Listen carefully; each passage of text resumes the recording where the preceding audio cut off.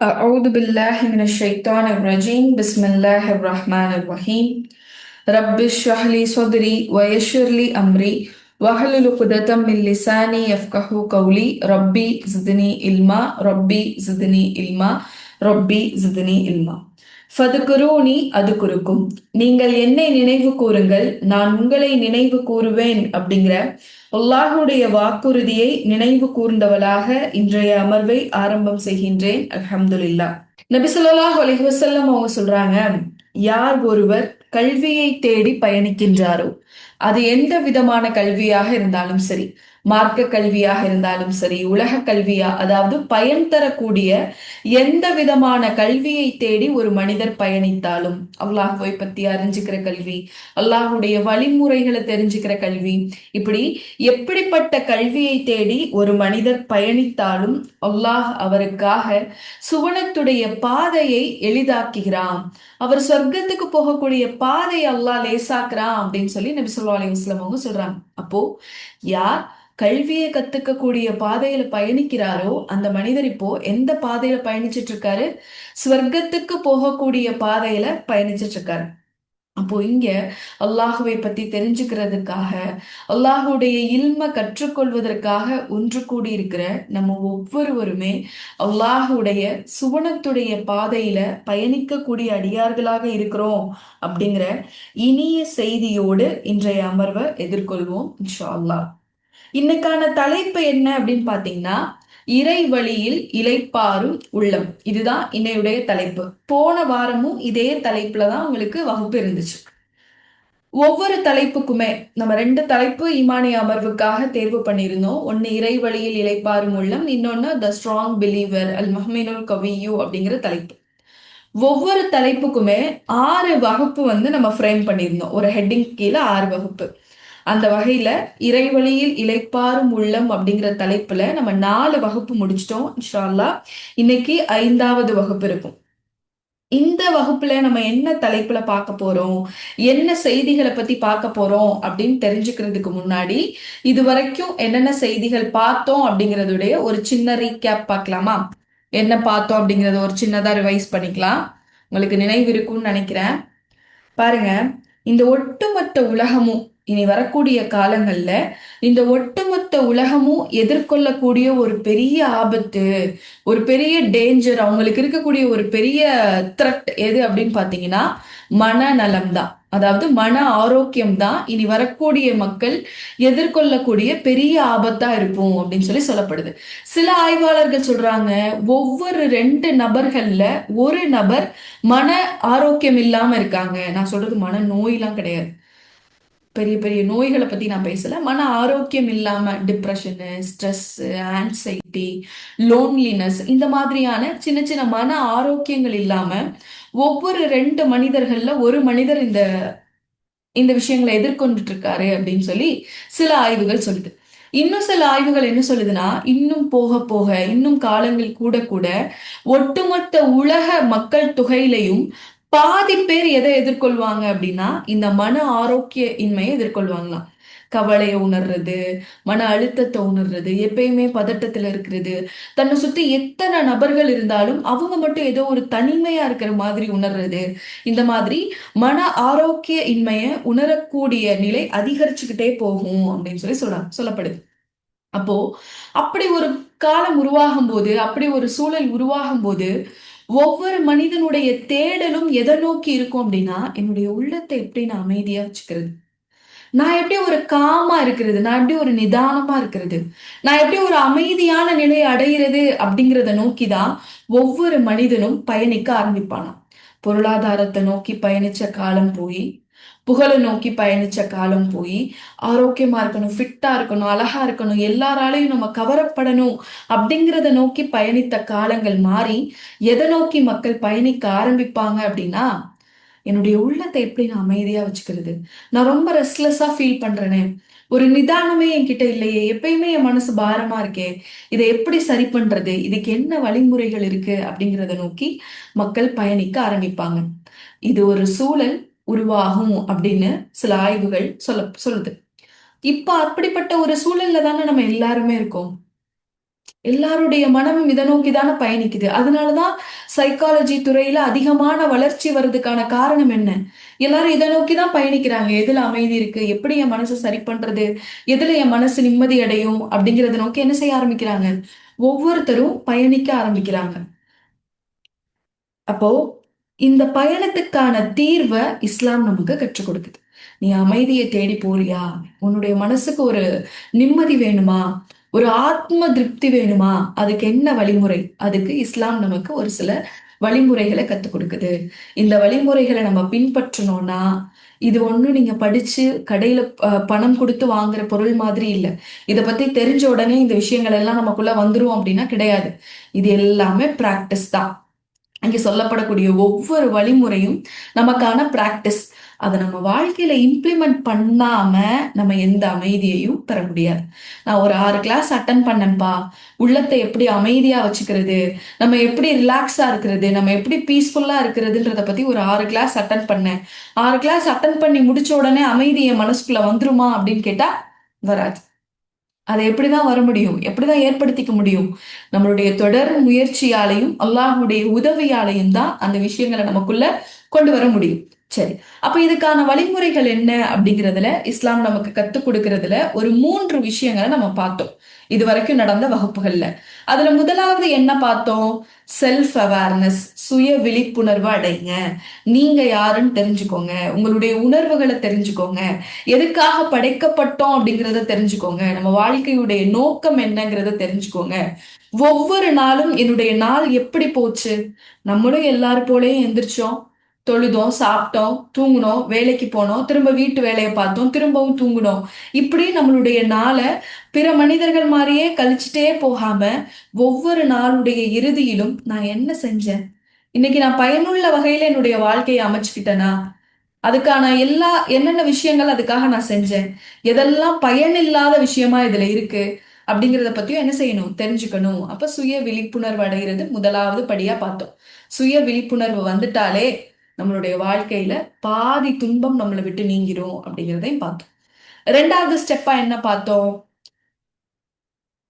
பாரமா இருக்கக்கூடிய இதயத்துக்கு அல்லாஹ் கொடுக்கிற ஆறுதல் நம்மளுடைய பாதி கவலைகளை போக்கும். எப்படி? நம்மளுடைய நண்பரோ, நம்மளுடைய துணையோ, நம்மளுடைய தாய் தகப்பனோ, நம்மளுடைய உடன் பிறந்தவர்களோ நம்மளுடைய கைகளை பற்றி ஆறுதல் சொல்லும் போது அது நம்மளுடைய மனசுக்கு இதமா இருக்கு.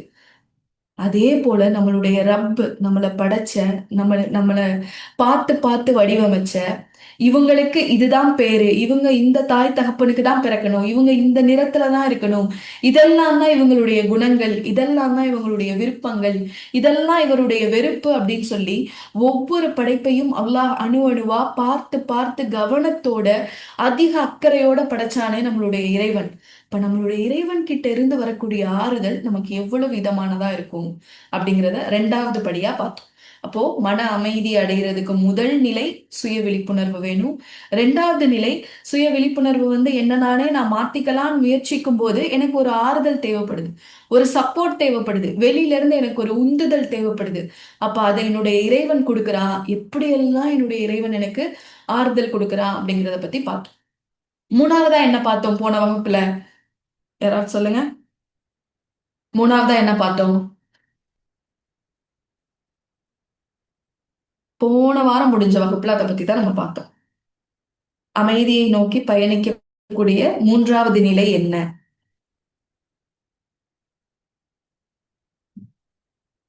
சபுரா, பொறுமை. பொறுமை மட்டும்தான் பார்த்தோமா? ஒரு 7 காரணங்கள் பார்த்தோமா? 9 காரணங்கள் பார்த்தோம். என்ன அந்த 9 என்ன? நம்மளுடைய அமைதியை கலைக்கக்கூடிய விஷயங்கள் எது எது அப்படிங்கிறத பார்த்து அதை ஐடென்டிஃபை பண்ணி அதை நம்ம கிட்ட இருந்து தூரமாக்கும். இதுதான் மூணாவது ஸ்டெப்பா பார்த்தோம். அதுல ஒரு 9 பேரியர்ஸ் பார்த்தோம். இன்டர்னல் பேரியர்ஸ், நமக்குள்ளே அந்த பேரியர்ஸ் இருக்கு. அது நம்மளுடைய எண்ணங்களா இருக்கு, இல்ல அது நம்மளுடைய செயலா இருக்கு, இல்ல அது நம்மளுடைய தவறான புரிதல்களா இருக்கு.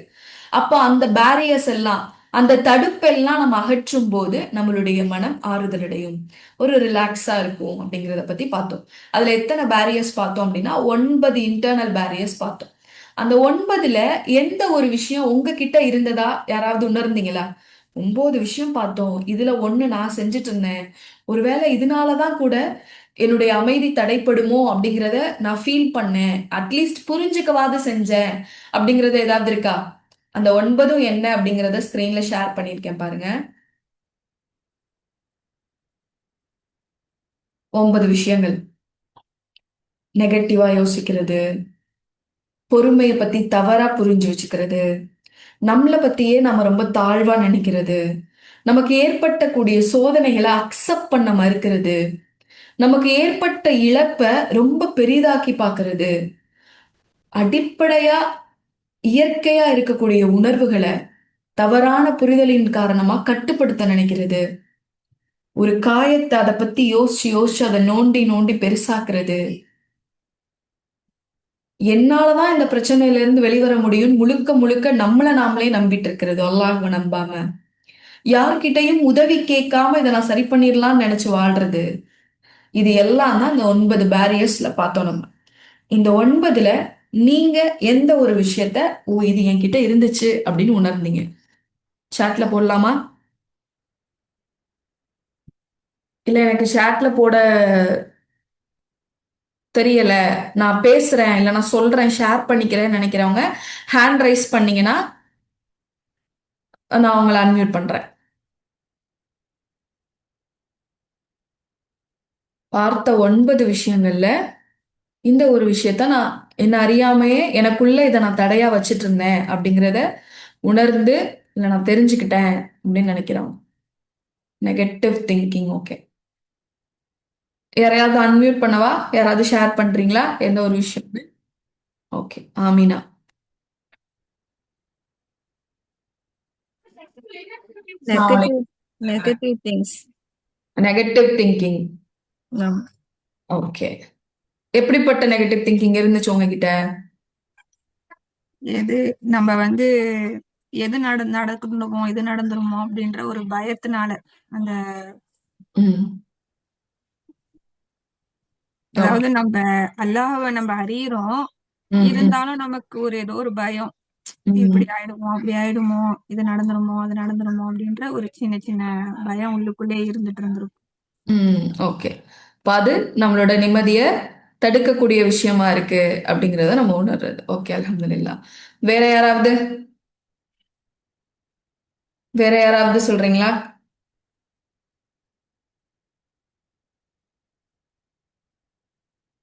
மர்லியா சொல்றீங்களா? அன்மியூட் பண்றேன்.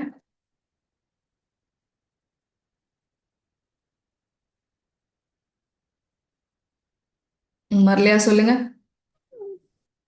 ஓ சாரி. சொல்லுங்க.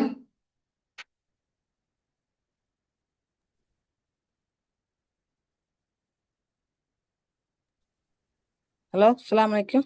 அலைக்கும் ஸலாம் வரஹ்மத்துல்லாஹி வபரகாத்துஹு. சொல்லுங்க. அந்த பிறரை பத்தி தப்பா நினைக்கிறதா, நம்மளை பத்தி அவங்க அப்படி நினைச்சிட்டாங்களே இப்படி நினைச்சிட்டாங்களே, ஏன் அவங்க ம், இப்படி இருக்காங்க அப்படின்னு சொல்றது. ம். அப்புறம் குறைவா மதிப்பிடுறதும் நான் தெரிஞ்சுக்கிட்டேன். அல்ஹம்துலில்லாஹ். நம்மள அவங்க பத்தி. நம்ம காட்டிலும் மார்க்கம் கம்மியா தெரியுது, அதனால அவங்க ம், அப்படிலாம் பண்றாங்க ம், ம், அப்படிங்கிற மாதிரி. ம். ஓகே, இப்போ இதெல்லாம் நம்மள அறியாமையே நம்மளுடைய இன்பங்களை தடுக்கக்கூடிய விஷயமா இருக்கு அப்படிங்கிற உணர்தல். வேற யாராவது ஷேர் பண்றீங்களா?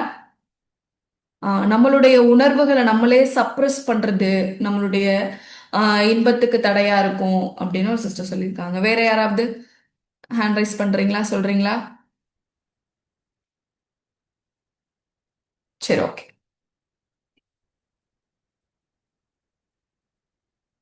இதெல்லாம் தான் நம்ம போன வகுப்புல பார்த்த விஷயங்கள். எப்படி நம்மளுக்குள்ளே நம்ம ஒரு சில தடைகளை ஏற்படுத்தி வச்சிருக்கோம், நம்மளோட ஹீலிங்கை எப்படி நம்மளே தாமதப்படுத்திட்டு இருக்கோம், அதுக்கு எதெல்லாம் தடையா இருக்கு அப்படிங்கிற இந்த 9 விஷயங்களை நம்ம போன வகுப்புல பார்த்தோம். இன்ஷா அல்லாஹ் அப்ப இந்த வகுப்புல என்ன பார்க்க போறோம்? எதை பத்தி இருக்கும் அப்ப இந்த வகுப்பு?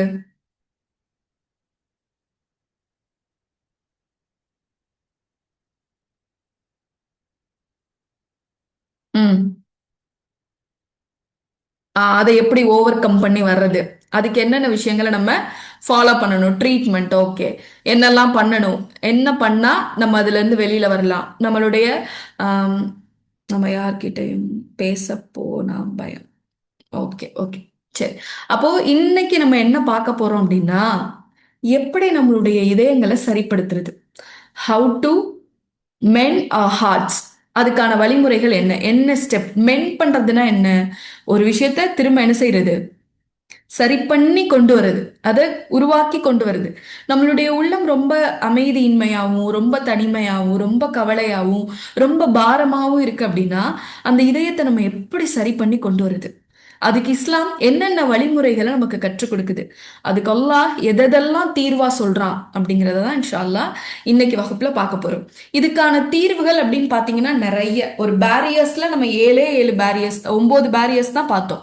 ஆனா இந்த வழிமுறைகள் இருக்குல்ல, நம்மளுடைய உள்ளத்தை அமைதியாக்கக்கூடிய இந்த வழிமுறைகள் வந்து நிறைய இருக்கு. ஒரு 19 17 வழிமுறைகள் இருக்கு. அது எல்லாத்தையும் இந்த வகுப்புல நம்ம பார்க்க போறது இல்ல. அதுல ஒரு சில விஷயங்கள் மட்டும்தான், ஒரு 6 அல்லது 7 விஷயங்கள் மட்டும்தான் இந்த வகுப்புல பார்ப்போம். மீதிய அடுத்த வகுப்புல இன்ஷா அல்லாஹ் பார்ப்போம். ஓகே. முதல்ல அதுக்கான வழிமுறைகளை பத்தி பார்க்கிறதுக்கு முன்னாடி 2 விஷயத்தை பத்தின புரிதல் நமக்கு ஏற்படணும் அப்படிங்கறத நான் நினைக்கிறேன். எப்படி நம்மளோட இதயத்தை சரிப்படுத்துறது, நம்மளோட உள்ளத்தை எப்படி அமைதியா மாத்துறது, நம்ம எப்படி ஒரு பீஸ்ஃபுல்லான லைஃப் வாழ்றது அப்படிங்கிறதுக்கு முன்னாடி ஒரு 2 விஷயத்தை பத்தின அடிப்படை புரிதல்.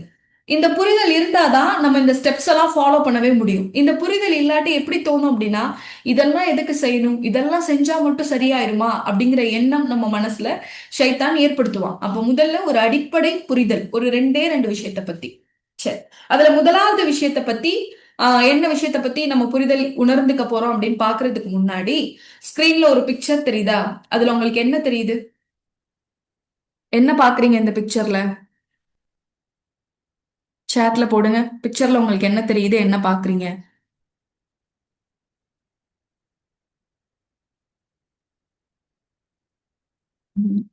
பிக்சரை பார்த்தோன்னே ஹாப்பி தான் தெரிஞ்சா? அந்த பாப்பா தெரியலையா? கையில பலூன் இருக்கிறது தெரியலையா? ஒரு குழந்தை தெரியுது. ஓகே. அந்த குழந்தை என்ன உணர்வை வெளிப்படுத்துது? மகிழ்ச்சியை வெளிப்படுத்துது. அந்த குழந்தை என்ன உணர்வை வெளிப்படுத்துது? மகிழ்ச்சியை வெளிப்படுத்துது. ஓகே. பிக்சர்ல ஒரு ஒரு ஒரு குழந்தை இருக்கு. அது என்ன உணர்வை வெளிப்படுத்துது அப்படின்னா ஹாப்பினஸ், மகிழ்ச்சியை அது வெளிப்படுத்திட்டு இருக்கு. சரி. மகிழ்ச்சினா என்ன? உங்களை பொறுத்த வரைக்கும் மகிழ்ச்சினா என்ன? எது ஹாப்பினஸ்?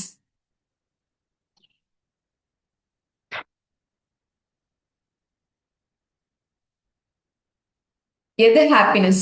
எது மகிழ்ச்சி? டெஃபினேஷன் கொடுங்க. இதுதான் மகிழ்ச்சி. எப்பயுமே சத்த போட்டு சிரிச்சுக்கிட்டே இருக்கிறது மகிழ்ச்சி அப்படின்னு ஒரு சிலர் நினைக்கலாம். பீஸ்ஃபுல் மைண்ட், மன அமைதியா இருக்கிறது மகிழ்ச்சி. உம் மனச சந்தோஷமா வச்சுக்கிறது மகிழ்ச்சி. அல்ஹம்துலில்லாஹ். ஓகே. சரி. அப்ப எந்தெந்த விஷயங்கள் எல்லாம் உங்களுக்கு மகிழ்ச்சியை ஏற்படுத்துது?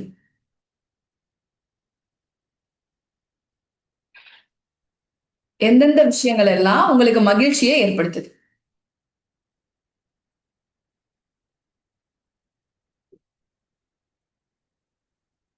ஒரு சிலருக்கு நல்லா சாப்பிட்டா குழந்தைங்க மகிழ்ச்சியை ஏற்படுத்துறாங்க. ஒரு சிலருக்கு பிடிச்ச சாப்பாடு சாப்பிட்டா சந்தோஷமா இருக்கும். தஹஜ்ஜுத் தொழுகிறது மகிழ்ச்சியை கொடுக்குது. குடும்பத்தை பார்க்கிறது மகிழ்ச்சியை கொடுக்குது.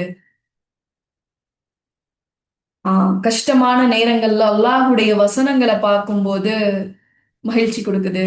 ஷாப்பிங் போனா ஒரு சிலருக்கு மகிழ்ச்சியா இருக்கும். நல்ல கிளைமேட் மாஷா அல்லாஹ். இப்போ ஒரு ஒரு நல்ல வெதர் இருக்குல்ல, எல்லா ஊர்லயும் மழை பெய்யுது தானே. நல்ல ஒரு கிளைமேட். நம்ம எந்த ஹில் ஸ்டேஷனும் போகாமலே நம்ம எப்படி இருக்கோம்? நல்ல குளு குளுன்னு ஒரு கிளைமேட்ல இருக்கோம். ஓகே. நல்ல வானிலை மகிழ்ச்சி கொடுக்குது. அல்லாஹ்வுடைய நினைவு மகிழ்ச்சி கொடுக்குது. ஓகே. அப்ப ஒவ்வொருத்தருக்கும் அவங்களுக்கு மகிழ்ச்சி கொடுக்கிற விஷயம் என்ன செய்யுது? மாறுபடுது. ஹஸ்பண்ட் ஆரோக்கியமா இருந்தா எனக்கு மகிழ்ச்சியா இருக்கும். ம். அல்லாஹ் எப்பயுமே என் கூட இருக்கான் அப்படின்னு நினைக்கும் போது எனக்கு மகிழ்ச்சியா இருக்கு. துவாக்கள் நிறைவேறும் போது மகிழ்ச்சியா இருக்கு. மாஷா அல்லாஹ். அப்போ ஒவ்வொருத்தருக்கும் பாருங்களேன், ஒவ்வொருத்தரும் மகிழ்ச்சியை உணர்ற விஷயங்கள் மாறுபடுது. அல்லாஹ்வுடைய கிருபையில தொடர்ந்து நம்ம இறை நினைவுல அல்லாஹ்வை பத்தி பேசக்கூடிய விஷயங்கள், ஒரு புரிதல் இருக்கிறனால நம்மள நிறைய பேருக்கு அல்லாஹ்வை சார்ந்த விஷயங்கள் மகிழ்ச்சியை ஏற்படுத்துது. ஆனா பொதுவா நீங்க பாத்தீங்க அப்படின்னா சில மக்கள் மன அமைதி இல்லாம இருக்கக்கூடிய மக்கள் மகிழ்ச்சியை எதுல வச்சிருப்பாங்க அப்படின்னா மகிழ்ச்சியை எதுல வச்சிருப்பாங்க அப்படின்னா நல்ல உணவு சாப்பிடுறதுல, நல்ல ஒரு படம் பார்க்கறதுல, நல்ல ஒரு ட்ரிப் போயிட்டு வர்றதுல, நல்ல ஷாப்பிங் பண்றதுல, நல்ல ஒரு விலை உயர்ந்த பொருள் வாங்குறது ஒரு சிலருக்கு மகிழ்ச்சியா இருக்கும். நல்ல காஸ்ட்லியான Dress போடுறது ஒரு சிலருக்கு மகிழ்ச்சியா இருக்கும். அப்போ ஒவ்வொருத்தருடைய மகிழ்ச்சி வேறுபடுது. நம்மளுடைய மகிழ்ச்சி ஏற்படுத்தக்கூடிய விஷயங்கள் இப்போ ஒவ்வொருத்தரும் ஒவ்வொன்னு சொன்னீங்கல்ல, இது எல்லாம் எல்லா நிலையிலையும் உங்களுக்கு மகிழ்ச்சியை தருதா? என்னுடைய கணவர் ஆரோக்கியமா இருந்தா எனக்கு மகிழ்ச்சியா இருக்கும்னு சொன்னீங்க.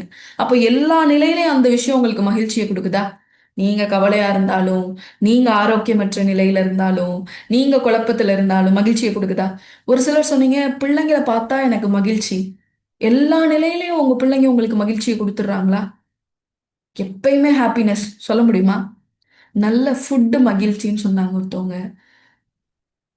நீங்க உடம்பே முடியாம ரொம்ப கஷ்டப்பட்டுட்டு இருக்கும்போது ஒரு நல்ல உணவு சாப்பிட்டா மகிழ்ச்சி வந்துருமா? நல்ல கிளைமேட் மகிழ்ச்சி. ஒரு சில நேரங்கள்ல நம்ம மனசுக்குள்ள 1000 ரணங்கள் இருக்கும்போது, வெளியில எவ்ளோ நல்ல கிளைமேட் இருந்தாலும் நம்மளால என்ஜாய் பண்ண முடியாது. நம்மள கொண்டு போய் காஷ்மீர்லயே உட்கார வச்சாலும் அங்கேயும் நம்ம கவலைப்பட்டுட்டு இருப்போம். அப்போ நம்ம எதெல்லாம் அல்லாஹ்வை தவிர்த்து எதெல்லாம் நம்ம மகிழ்ச்சி கொடுக்கக்கூடிய விஷயமா பார்க்குறோமோ, அந்த விஷயங்கள் எல்லாம் நமக்கு நிரந்தர மகிழ்ச்சி கொடுக்கிறதே இல்ல. அது உங்களுடைய குடும்பம், உங்களுடைய பிள்ளை, உங்களுடைய செல்வம், உங்களுடைய கணவர், உங்களுடைய அன்புக்குரியவர்ன்னு யாரா வேணாலும் இருக்கட்டுமே! எல்லா நேரத்திலயும் மகிழ்ச்சி குடுத்துருவாங்களா? மகிழ்ச்சி கொடுக்க முடியாது. ஒரு சில நேரங்கள்ல அவங்களால நமக்கு மகிழ்ச்சிய ஏற்படுத்த முடியாது. இதுவரைக்கும் அந்த விஷயம் எனக்கு மகிழ்ச்சிய குடுத்துட்டு தான் இருந்தது. ஆனா திடீர்னு ஒரு கட்டம், அதால எனக்கு எந்த இன்பமும் ஏற்படல. என்னால எந்த மகிழ்ச்சியுமே அதால உணர முடியல. அப்போ ஒரு சில நேரத்துல மட்டும் நமக்கு இன்பம் குடுத்து, ஒரு சில நேரத்துல இன்பம் குடுக்காத ஒரு விஷயம் எப்படி உண்மையான மகிழ்ச்சியா இருக்க முடியும்? உதாரணத்துக்கு குழந்தைங்களே எடுத்துக்குவோமே. குழந்தைங்க மகிழ்ச்சி அளிக்குதுன்னு சொன்னீங்க. குடும்பத்த பார்க்கிறது மகிழ்ச்சி அளிக்குதுன்னு சொன்னீங்க. கணவர் ஆரோக்கியமா இருக்கிறது மகிழ்ச்சி அளிக்குதுன்னு சொன்னீங்க. அப்ப இந்த விஷயங்கள் எல்லாம் உங்களுக்கு நிரந்தரமான மகிழ்ச்சி குடுக்குதான்னு கேட்டா இல்லன்னு சொன்னீங்க. அப்புறம் அது எப்படி உண்மையான மகிழ்ச்சியா இருக்க முடியும்? உண்மையான மகிழ்ச்சி இல்ல. அப்போ எத இஸ்லாம் உண்மையான மகிழ்ச்சின்னு சொல்லு? நெறைய பேர் இதுக்கு ஆன்சர் இத சொல்லியிருந்தீங்க. எது உண்மையான மகிழ்ச்சி அப்படின்னு கேட்டதுக்கு, ஆன்மா திருப்தியா இருக்கிறது. Inner peace and satisfaction. உங்களுடைய ஆன்மா அமைதியா இருக்கிறது தான் என்னது? உண்மையான மகிழ்ச்சி. அப்ப ஆன்மா அமைதியா இருக்கணும், அது நல்லா மகிழ்ச்சியா இருக்கணும் அப்படிங்கிறத எல்லாருமே விரும்புவோம். அப்படிதானே? இதுதான் உண்மையான மகிழ்ச்சின்னு தெரிஞ்சதுக்கு அப்புறம், அததான் எல்லாரும் விரும்புவோம். அத தேடுறோம். ஆனா என்ன பண்றோம்னா, தவறான இடத்துல போய் தேடிட்டு இருக்கோம். நம்மளுடைய அமைதியையும், நம்மளுடைய நிம்மதியையும் தவறான வழிமுறைகள்ல தேடிட்டு இருக்கோம். தவறான கண்ணோட்டத்துல தேடிட்டு இருக்கோம். இப்ப இது வரைக்கும் என்ன பார்த்தோம்? எது உண்மையான மகிழ்ச்சின்னு பார்த்தோம். எது உண்மையான மகிழ்ச்சி? நம்மளுடைய உள்ளம் நிம்மதியா இருக்கிறது. நம்மளுடைய ஆன்மா திருப்தியா இருக்கிறது. ஏன்னா, இதுதான் நமக்கு நீண்ட நேரம் இருக்கக்கூடிய மகிழ்ச்சி. நம்மளுடைய ஆன்மா திருப்தி ஆயிடுச்சுன்னு வச்சுக்கோங்களேன், அது ஆன் அண்ட் ஆஃப்ல இருக்காது. இது நடந்தா திருப்தி, இது நடந்தா திருப்தி இல்லன்ற நிலையில அது மாறிடும். எப்பயுமே ரிலாக்ஸா, பீஸ்ஃபுல்லா இருக்கும். அப்ப அந்த நிலையை அடையணும் அப்படின்னா, அத நம்ம எப்படி அடையிறோம்? அதை எப்படி நம்ம வேணும்னு எதிர்பார்க்கிறோம்? இப்ப எல்லாருமே நிம்மதி வேணும்னு எதிர்பார்க்கிறீங்க தானே? ஒரு சிலர் சாட்ல ஆன்சர் பண்ணியிருந்தீங்க தானே? உள்ளம் இன்னர் பீஸ் தான் உண்மையான மகிழ்ச்சின்னு. அதை எப்படி அடைய விரும்புறீங்க? அதை எங்க நீங்க தேடிட்டு இருக்கீங்க? கொஸ்டின் புரியுதா? அதை நம்ம எப்படி தேடிட்டு இருக்கோம் அப்படின்னா, இந்த புரிதலை தான் நம்ம முதலாவதா சரி பண்ணிக்க வேண்டிய புரிதல். நம்ம எங்க தேடிட்டு இருக்கோம் அப்படின்னா, எல்லாமே எனக்கு பெர்ஃபெக்ட்டா கிடைச்சாதான் என்னுடைய ஆன்மா திருப்தியா இருக்கும் அப்படிங்கிறத நம்ம நினைக்கிறோம். இது ஒரு தவறான புரிதல். நம்ம உள்ளத்தை அமைதிப்படுறதுக்கான வழிமுறைகளை தெரிஞ்சுக்கிறதுக்கு முன்னாடி நம்ம சரி பண்ணிக்க வேண்டிய ஒரு புரிதல் என்ன அப்படின்னா, எல்லாம் எனக்கு பெர்ஃபெக்ட்டா இருந்தா நான் ஆன்ம திருப்தி அடைஞ்சிருவேன் அப்படின்னு நினைக்கிறது தவறான புரிதல். இஸ்லாம் அதை சொல்லவே இல்லை. இஸ்லாம் எதை சொல்லுது? சோதனைகளின் போதும் நீ நிம்மதியை தேடுறது தான் உனக்கு ஆன்ம திருப்தியை கொடுக்கும். பரவாயில்ல, என்னை சுத்தி இவ்வளோ பிரச்சனைகள் இருக்கு. ஆனாலும் இந்த பிரச்சனைகளுக்கு நடுவுல நான் எப்படி மகிழ்ச்சியா இருக்கிறது? பிரச்சனைகளே இல்லாம எந்த மனிதனும் வாழ முடியாது தானே. இந்த உலகத்துல யாரையாவது நம்ம சொல்ல முடியுமா இவங்களுக்கு எந்த சோதனையும் இல்ல, இவங்களுக்கு எந்த கவலையும் இல்லைன்னு யாரையாவது பத்தி சொல்ல முடியுமா? சொல்ல முடியாது. இப்ப எல்லாருக்கும் ஏதோ ஒரு வகையில ஏதோ ஒரு விஷயம் அவங்களுக்கு சோதனையா இருந்துட்டே தான் இருக்கும். நம்மளுடைய அடிப்படை புரிதல் என்னவா இருக்குன்னா, இந்த சோதனை போயிடுச்சுன்னா எனக்கு மன நிம்மதி வரும். இந்த சோதனை போயிருச்சு அப்படின்னா என்னுடைய ஆன்மா திருப்தி அடையும். இந்த சோதனை போயிருச்சு அப்படின்னா எல்லாரும் விரும்புற அந்த இன்னர் பீஸ் எனக்கு வந்துரும் அப்படின்னு நம்ம நினைக்கிறோம். இந்த புரிதலை நம்ம மாத்தணும். அல்லாஹ் சொல்றான், அப்படி ஒண்ணு இல்லவே இல்லை. சோதனைகள் இல்லாம நிம்மதின்ற ஒண்ணு இல்லவே இல்லை. சோதனைகளுக்கு நடுவுல தான் அல்லாஹ் நமக்கு மன நிம்மதி தரதா சொல்றான். அததான் அல்லாஹ் தன்னுடைய திருமறை குரான்ல சொல்லி காட்டுறான். இன்னமல் உஸ்ரி யுஸ்ரா, நிச்சயமாக துன்பத்துடன் தான் இன்பம் இருக்கிறது. துன்பமே இல்லாத இன்பம் இந்த உலகத்துல எதுவுமே கிடையாது. ஒரு மனிதர் ஜெயிச்சு முதல் பரிசு வாங்குறாருன்னு வச்சுக்கோங்களேன், அது அவருக்கு அவ்வளோ மகிழ்ச்சியை கொடுக்கும். அப்படித்தானே? முதலாவது இடத்தை பிடிக்கிறது அவ்வளோ மகிழ்ச்சி. ஆனா அந்த மகிழ்ச்சிக்கு முன்னாடி அவர் எதை அனுபவிச்சிருப்பாரு? எதை அனுபவிச்சிருப்பாரு?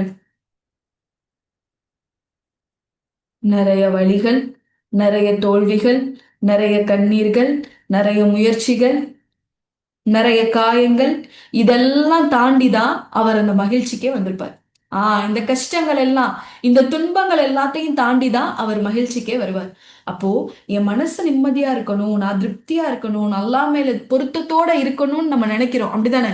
எல்லாருமே அல்லாவை சந்திக்கும் போது கல்பன் சலீமா சந்திக்கணும், அல்லாஹ் நம்மளை கூப்பிடணும், நிம்மதி அடைந்த ஆன்மாவே, நப்சுல் முத்துமாயின்னா அப்படின்னு அல்லாஹ் என்னை கூப்பிட்டு சொல்லணும். சொர்க்கத்துக்குள்ள போன என்னை பார்த்து அல்லாஹ் சொல்லணும். அல்லாஹ் ஏதோ ஒரு வகையில நீ போனா போட்டுன்னு என்ன அல்லாஹ் சொர்க்கத்துக்கு அனுப்ப நான் விரும்பல.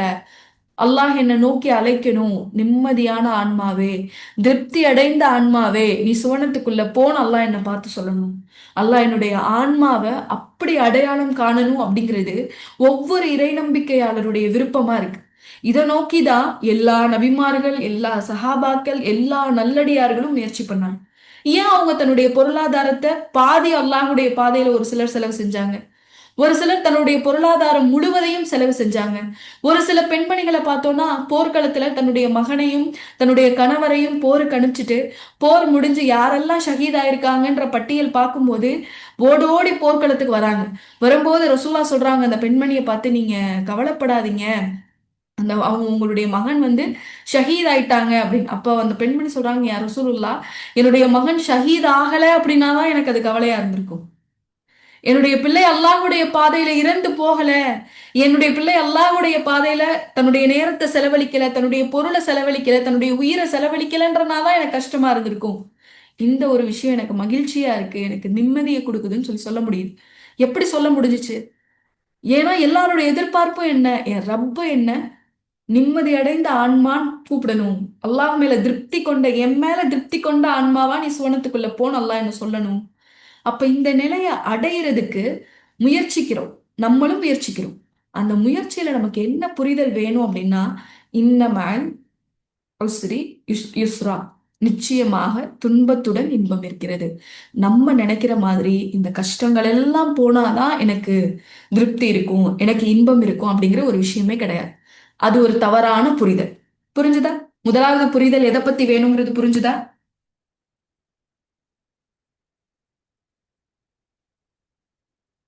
புரிஞ்சுதுன்னா கமெண்ட்ல எஸ் இல்ல ஓகே இல்ல ஒரு தம்ஸ் அப் போட்டீங்கன்னா நம்ம நெக்ஸ்ட் போலாம். அப்போ நம்மளுடைய மனதை நிம்மதி அடைய வைக்கணும், ரிலாக்ஸா இருக்கணும், அதுக்கான பயணத்துல நம்ம இருக்கும்போது நமக்கு முதல்ல தேவைப்படக்கூடிய புரிதல் என்னன்னா, இன்னமல் உஸ்ரி யுஸ்ரா, நிச்சயமாக துன்பத்துடன் இன்பம் இருக்கிறது. இந்த விஷயத்த நம்ம மனசுல ஆழமா பதிச்சுக்கணும். எப்படி ஒரு கல்வெட்டுல செதுக்குறாங்களோ அதே போல நம்மளுடைய உள்ளத்துல இந்த வார்த்தையை செதுக்கிக்கணும். துன்பம் தான், துன்பத்துக்கு நடுவுல தான் என்னுடைய இறைவன் இன்பத்தை தேட சொல்றான். அந்த இன்பத்தை, அந்த திருப்தியை நான் எப்படி தேடணும்ன்ற மனநிலைக்கு வந்தாதான் அதுக்கான வழிமுறைகளை நம்ம பிராக்டிஸ் பண்ண ஆரம்பிப்போம். ஓகே, இது முதலாவது புரிதல். ரெண்டாவது புரிதல் என்னன்னு பாருங்க. நமக்கு இருக்க வேண்டிய ரெண்டாவது புரிதல், நிவாரணம் அல்லாஹுவை தவிர வேற யாரிடமும் இல்லை. நமக்கு தேவைப்படுற இந்த நிம்மதி, நமக்கு தேவைப்படுற இந்த ஆறுதல் அல்லாஹுவை தவிர வேற யார்கிட்டயுமே இல்லை. ஆனா நம்ம முதல்ல அதை அல்லாஹ் கிட்ட தேடுறோமா அப்படின்னா இல்லை. முதல்ல யார்கிட்ட தேடுறோம்? நமக்கு ஒரு கவலை இருக்கு, நமக்கு ஒரு பிரச்சனை இருக்கு, நம்ம மனசுல ஒரு அமைதியின்மை இருக்கு, நம்ம ஒரு தனிமையை உணர்றோம் அப்படின்னா முதல்ல அதை நம்மளை சுத்தி இருக்கக்கூடிய மனிதர்கள் கிட்ட நம்ம தேடுவோம். நம்மளுடைய தாய் தகப்பன்கிட்ட போவோம். ஆறுதல் கிடைக்காதா? நம்மளுடைய கவலைக்கு என்னுடைய தாய் தகப்பன் ஆறுதலா தரமாட்டாங்களா? ஆமா, நீ கஷ்டத்துலதான்ப்பா இருக்க, நான் உனக்கு வழி சொல்றேன், நான் இதை சரி பண்றேன், உன்னுடைய நிலையை நான் மாத்துறேன்னு நம்மளுடைய தாய் தகப்பன் சொல்லிட மாட்டாங்களான்னு முதலாவதா நமக்கான நிவாரணத்தை ஓடி போய் நம்ம பெற்றோர்கள் முன்னாடி ஏந்தி நிக்கிறோம். பெற்றோர்கள் கிட்ட கிடைக்கப்படலைன்னா டக்குன்னு நம்மளுடைய துணைகள் கிட்ட போறோம். இவங்களாவது நமக்கு ஆறுதல் கொடுத்துட மாட்டாங்களா? இவங்கள்ட்ட இருந்தாவது நமக்கு ஏதாவது ஒரு ஆறுதலான வார்த்தை வந்துடாதா? அடுத்து யார்கிட்ட போறோம்? பிள்ளைகள் கிட்ட போறோம். என்னுடைய பிள்ளைகள் எனக்கு ஆறுதல் கொடுத்துட மாட்டாங்களா? என்ன இதுல இருந்து வெளிக்கொண்டு வந்துட மாட்டாங்களா? நம்ம நண்பர்கள் கிட்ட போறோம். ஆனா நம்ம இப்படி ஆறுதலை தேடி போகக்கூடிய இந்த ஒவ்வொரு மனிதர்களும் நிரந்தரமற்றோம். இந்த ஆறுதல் எதுவுமே நமக்கு நிரந்தரமானது கிடையவே கிடையாது. எது மட்டும்தான் நமக்கு நிரந்தரமான ஆறுதலையும் நிவாரணத்தையும் தரக்கூடியது? யார் மட்டும்தான்? அல்லாஹ் மட்டும்தான். ஆனா அந்த அல்லாஹ் கிட்ட நம்ம எங்க போறோம்? இறுதியில போறோம். பெற்றோர்களால உதவி செய்ய முடியல, துணையால உதவி செய்ய முடியல, பிள்ளைகளால உதவி செய்ய முடியல, நண்பர்களால உதவி செய்ய முடியல. இறுதியா யார்கிட்ட? யா அல்லாஹ், எனக்குன்னு ஒன்ன தவிர யாருமே இல்லை. அல்லாஹ் சில மனிதர்களுக்கு ஆரம்பத்திலே இந்த தெளிவை கொடுத்திருப்பான். சில பேர் எப்படி இருப்பாங்க? ஆரம்பத்துல இருந்தே அல்லாஹ் கிட்ட மட்டும்தான் முதலாவது ஆதரவை வைப்பாங்க. அதுக்கப்புறம் தான் அல்லாஹ்வுடைய உதவியோட மக்களுடைய உதவியை எதிர்பார்ப்பாங்க. ஆனா பெரும்பாலான மக்கள் அல்லாஹ்வை நம்பிக்கை கொண்டு வாழ்றேன்னு சொல்லக்கூடிய பெரும்பாலான மக்கள் முதலாவது ஆறுதலை குடும்பத்தார்கிட்ட தான் தேடுறாங்க. அங்கிருந்து வரணும்னு எதிர்பார்க்கிறாங்க. அங்கிருந்து ஆறுதல் வராத போது அது கோபமா மாறுது, அது நம்ம மனசுக்குள்ள வன்மமா மாறுது, அது இன்னும் நம்மளுக்கு கவலையை அதிகரிக்குது. இவங்க கிட்ட எல்லாம் எதிர்பார்க்காம அந்த ஆறுதலை அல்லாஹ் கிட்ட வைங்க. அல்லாஹ் என்னாலதான் கொடுக்க முடியும்னு சொல்றானே. இப்போ ஒரு கடையில ஒரு பொருள் விக்கிறாங்க, ஒரு ரொம்ப தேவைப்படுற மிக முக்கியமான ஒரு பொருள், ஒரு நோய்க்கான மருந்து. இந்த மெடிக்கல் ஷாப்ல மட்டும்தான் கிடைக்கும்னு எழுதி அட்வர்டைஸ்மெண்ட் பண்ணிட்டாங்க, போஸ்டர்லாம் போட்டாங்க. ஆனா நம்ம அங்க போக வேணாம், அது ரொம்ப நேரம் ஆகும், லைன்ல நின்று வாங்க, அங்க டைம் ஆகும் அப்படிங்கிறதுக்காக வேற வேற மெடிக்கல் ஷாப்ல, ஒரு 100 மெடிக்கல் ஷாப்ல நீங்க போய் அலைஞ்சாலும் அந்த மருந்து கிடைக்காது. ஆனாலும் நம்ம 100 மெடிக்கல் ஷாப்ல போய் அலைஞ்சு திரிஞ்சு வாங்குறது எப்படி இருக்கும்? எப்படி இருக்கும்? பெரிய முட்டாள்தனமா இருக்காதா?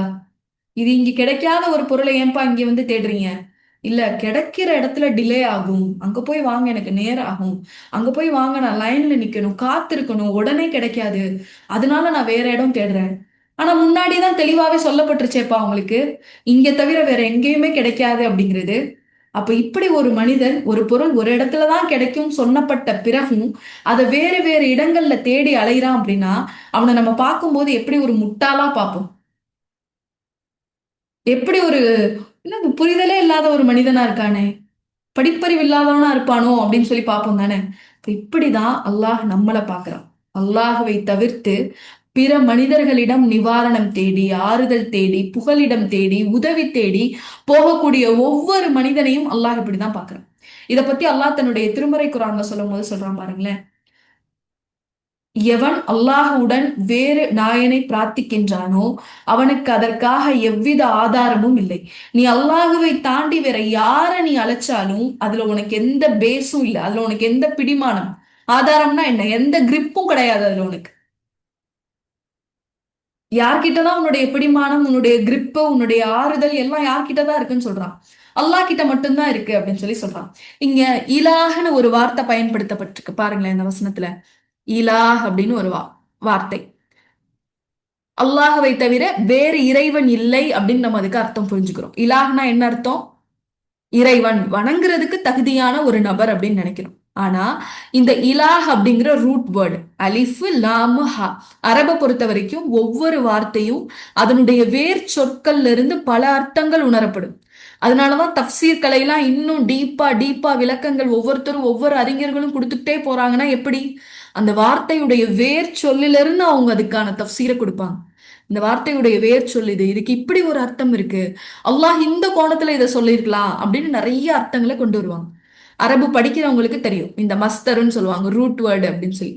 அப்போ இலா, அலிஃப் லாம் ஹா அப்படிங்கிறது இறைவன் நம்ம நினைச்சுக்கிறோம், கடவுள். அல்லாஹை தவிர வேற கடவுளை வணங்காதன்னு மட்டும்தான் அல்லாஹ் சொல்றான்.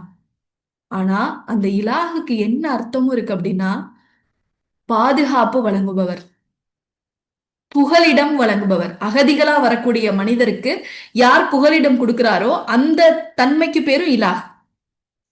யார் ஒரு மனிதர் ஆறுதல் கொடுக்கிறாரோ அந்த ஆறுதல் தன்மைக்கு பேரு இலாஹ். யார் ஒருத்தருக்கு பாதுகாப்பான இடம் கொடுக்கிறாரோ அந்த தன்மைக்கு பேரும் இலாஹ். நம்ம நினைக்கிறோம் வணங்கப்படுற தன்மையை மட்டும்தான் நம்ம இலாஹ்னு சொல்றோம். அல்லாஹ்வை தவிர வேற யார்கிட்டயும் நம்ம வணங்க தான் கூடாது, தொழுக தான் கூடாது, துவா தான் செய்யக்கூடாது, வேற யாருக்கும் நம்ம நேர்ச்சை தான் செய்யக்கூடாதுன்னு நினைக்கிறோம். ஆனா அல்லாஹ் என்ன சொல்றான்? அதனுடைய வேர் சொல்ல என்ன அர்த்தம் வந்திருக்கு? நீ அல்லாஹ்வை தவிர வேற யாரையும் வணங்காத, அல்லாஹுவை தவிர வேற யார்கிட்டையும் பாதுகாப்பு தேடாத, அல்லாஹுவை தவிர வேற யார்கிட்டையும் ஆறுதல் தேடாத, அல்லாஹுவை தவிர வேற யாரிடமும் நீ புகலிடம் தேடாத. அப்படி நீ தேடின அப்படின்னா அவருக்கு என்னதான் மிச்சம்னு அல்லாஹ் சொல்றான். அவங்களுக்கு அதுல எந்தவித பிடிமானமும் இருக்காது, அதுல எந்தவித ஆதாரமும் இருக்காது. அது ஒரு நிலையான விஷயம் கிடையாது. நீங்க அல்லாஹுவை தவிர்த்து வேற எந்த மனிதர்கள் மீதெல்லாம் நீங்க ஆதரவு வைக்கிறீங்களோ, ஒரு புகலிடம் தேடுறீங்களோ, அது எல்லாம் பலகீனமானது. உணர்ந்திருப்போம் தானே நம்ம இதை நம்மளுடைய வாழ்க்கையில. ஒரு மனிதரை பெரிதா நம்பிட்டு இருப்போம். இவங்களாலதான் நம்மளுடைய இந்த பிரச்சனைக்கு தீர்வு கொண்டு வர முடியும்னு நினைச்சு நம்பிட்டு இருப்போம். ஆனா அவங்க கிட்ட போனா அவங்க ஈஸியா சொல்லிடுவாங்க, என்னால முடியாது, நீங்க வேற ஏதாவது ஒரு வழி பார்த்துக்கோங்க, இது இப்படிதான் இருக்கும், இதுல நீங்க பொருந்து போய்க்கோங்க, நீங்க அட்ஜஸ்ட் பண்ணிக்கோங்க. உணர்ந்திருக்கீங்களா? நம்ம எப்பெல்லாம் சில மனிதர்களை பெரிதா நினைச்சு நம்பி ஆதரவு வச்சு அல்லாஹுவை மறந்து ஆதரவு வச்சு போறோமோ அந்த மனிதர்கள் நமக்கு உதவி செய்ய முடியாத நிலையில இருக்கிறதா நம்ம கிட்ட சொல்லிடுவாங்க. அப்ப அததான் அல்லாஹ் சொல்றோம். என்னை தவிர வேறு இறைவனை வணங்காதேன்னு சொல்ற இறைவன், என்னை தவிர வேற யார்கிட்டையும் உதவியும் தேடாத இலாஹ், வேற யாரையும் நீ உன்னுடைய புகலிடமா வச்சு போகாத, வேற யாரையும் உன்னுடைய பாதுகாப்பா வச்சுக்காத, வேற யாரையும் உனக்கான ஆறுதலா ஏற்படுத்திக்காத அப்படிங்கிறத அல்லாஹ் நமக்கு தெளிவா சொல்றான். ஏன் ஏன் அல்லாஹுவ மறந்து நம்ம வேற எந்தெந்த விஷயங்கள் எல்லாத்தையும் நமக்கான தீர்வா நினைக்கிறோமோ, நிறைய தெரப்பிஸ் இருக்கு, நிறைய ட்ரீட்மெண்ட்ஸ் இருக்கு, நிறைய வழிமுறைகள் இருக்கு. எதுக்காக? நம்மளுடைய மனதை ஆறுதல் படுத்திக்கிறதுக்காக. ஆனா இந்த வழிமுறைகள் எல்லாமே நமக்கு நிரந்தரமான ஆறுதல் கொடுக்குமானா கொடுக்காது. இந்த ஒரு டிப்ரெஷன்ல இருந்து நம்மளை வெளியில வர கூட்டிட்டு வரும். இன்னொரு டிப்ரெஷன் வந்துச்சுன்னு வச்சுக்கோங்களேன், முன்னை விட மோசமான நிலைமைக்கு நம்ம கீழே போவோம். ஆனா அல்லாஹுடைய ஆறுதல் அப்படி இல்லை, அல்லாஹுடைய தெரப்பி அப்படி இல்லை, அல்லாஹுடைய வழிமுறை அப்படி இல்லை. இதை ஒன்ஸ் நீங்க பிராக்டிஸ் பண்ணி நமக்குள்ள எடுத்துட்டு வந்துட்டோம் அப்படின்னா அது லைஃப் லாங் நம்ம கூட இருக்கும். இந்த சுச்சுவேஷன்லயும் நம்ம நிம்மதியா இருப்போம், இது போய் வேற ஒரு பிரச்சனை வந்தா அதுலயும் நம்ம எப்படி இருப்போம்? நிம்மதியா இருப்போம். அல்லாஹுவை தவிர நிவாரணம் யாரிடமும் இல்லை. நபி ஸல்லல்லாஹு அலைஹி வஸல்லம் அவங்க சொல்றாங்க, ஒவ்வொரு நோய்க்கும் ஒரு மருந்து இருக்கு. அல்லாஹ் எந்த ஒரு நோயையும் நிவாரணம் இல்லாம அனுப்பல. ஒவ்வொரு நோய்க்கும் மருந்து இருக்கு. அந்த ஒவ்வொரு மருந்தும் அது பயன்படுத்தப்படும் போது அல்லாஹுடைய நாட்டத்தினால் நிவாரணம் வழங்கப்படுகிறது. ஒவ்வொரு நோய்க்கும் ஒரு மருந்து இருக்கு. அந்த மருந்து பயன்படுத்தப்படும் போது அல்லாஹுடைய நாட்டத்தினால் அதுல நிவாரணம் இருக்குன்னு ரசூலுல்லாஹ் சொல்றோம். அப்போ நிவாரணம் யார் கொடுக்கிறது? யார் கொடுக்கிறது? நம்மளுடைய ரப்பு கொடுக்குறது. ஆனா நம்மளுடைய ரப்பு கிட்ட நம்ம எங்க போறோம்? கடைசியா போறோம், லாஸ்டா. வேற யாருமே உதவி செய்ய மனிதர்களே இல்ல அப்படிங்கிற சூழ்நிலையில நம்ம போறோம். நம்ம எப்படி அல்லாஹுவை தவிர்த்து மத்த விஷயங்கள்ல உதவி தேடி போறோம் அப்படிங்கிறதுக்கு ஒரு உதாரணம் பாருங்களேன். இந்த பிக்சர்ல இருக்கிறது என்னன்னு யாருக்காவது தெரியுதா?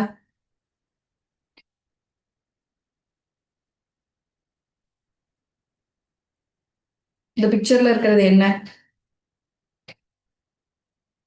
பசில். வேற இதுக்கு என்ன பேரு? கேம். என்ன கேம் இது? மேஸ்ன்னு சொல்லுவாங்க. MAZE. ஒரு என்ட்ரன்ஸ் இருக்கும், குறிப்பிட்ட நேரம் கொடுத்திருப்பாங்க, அதுக்குள்ள போயிட்டு இன்னொரு என்ட்ரன்ஸ் வழியா வெளியில வரணும். ஆனா பாதை எப்படி இருக்கும்? மாத்தி மாத்தி இருக்கும். நம்ம உள்ள போயிட்டா எல்லாமே பாதை மாதிரி தெரியும், ஆனா பாதையா இருக்குமா? நீங்க இது இந்த வாரம் மலரோ இல்ல சிறுவர் மலர்லயோ பாத்தீங்கன்னா போட்டிருப்பாங்க, ஒரு நாய்க்குட்டி இருக்கும் கீழே, மேல நாய்க்குட்டிக்கு ஒரு வீடு இருக்கும். இந்த நாயை அதோட வீட்டுல கொண்டு போய் கரெக்டா சேருங்க. கிட்ஸ் எல்லாம் இந்த கேம் விளையாடுவாங்க. அது மாதிரி ஒரு கேம் தான் இது, மேஸ்.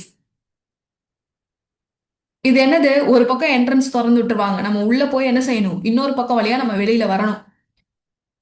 அதுதான் நம்மளுக்கான டாஸ்க். ஆனா நம்ம உள்ள நுழைஞ்சிட்டோம் அப்படின்னா எல்லாமே வழி வழியா போகும். இந்த வழியில போய் வெளியில போயிடலாம்னு நினைச்சோம்னா அது முட்டு சுவரா இருக்கும். இதுல போய் வந்துடலாம்னு பார்த்தா முட்டு சுவரா இருக்கும். ஆனா வெளியில கூட்டிட்டு போற வழி ஒண்ணுதான். ஆனா ஃபால்ஸான வழிகள் எத்தனை இருக்கு? நிறைய இருக்கு, எக்கச்சக்கமா இருக்கு. இங்க பாத்தீங்கன்னா உங்களுக்கு தெரியும். எல்லாமே பாதை மாதிரியே தெரியும், எல்லாமே எங்கேயாவது போற மாதிரியே தெரியும். ஆனா டக்குன்னு போனா ஒரு இடத்துல முட்டிடும். அப்போ இப்படிதான் நம்மளுடைய வாழ்க்கை சூழல்ல அல்லாஹுவை தவிர்த்து மற்ற விஷயங்களின் மேல ஆதரவு வைக்கிறது. எப்படி இதுக்குள்ள போய் வழின்னு நினைச்சு ஒரு தவறான வழியில போய் முட்டி நிப்போமோ அதே மாதிரி நின்றோம். ஆனா ஒரே ஒரு வழி இருக்கு தெரியுமா? அல்லாஹ் காமிச்சு கொடுத்த அந்த வழி. அதை ஃபாலோ பண்ணி போனாதான் நம்ம இதுல இருந்து வெளியில வர முடியும். அப்போ முதலாவது புரிதல் நம்ம ஏற்படுத்தினது, நமக்கான மன ஆறுதலும் மன நிம்மதியும் சோதனைக்கு நடுவுல தான் நம்ம தேடணும். சோதனை இல்லாமல் ஆறுதல் இல்லை. சோதனை போனாதான் எனக்கு மன நிம்மதிங்கிறது கிடையாது. சோதனைகளுக்கு மத்தியிலையும் நாம் எப்படி மன ஆறுதலோட அந்த இன்னர் பீஸ் அடையிறது அதுக்குள்ளதான் இருக்கு அப்படிங்கறத நம்ம உணரணும். ரெண்டாவது உணர்தல் நமக்கு எது வேணும்?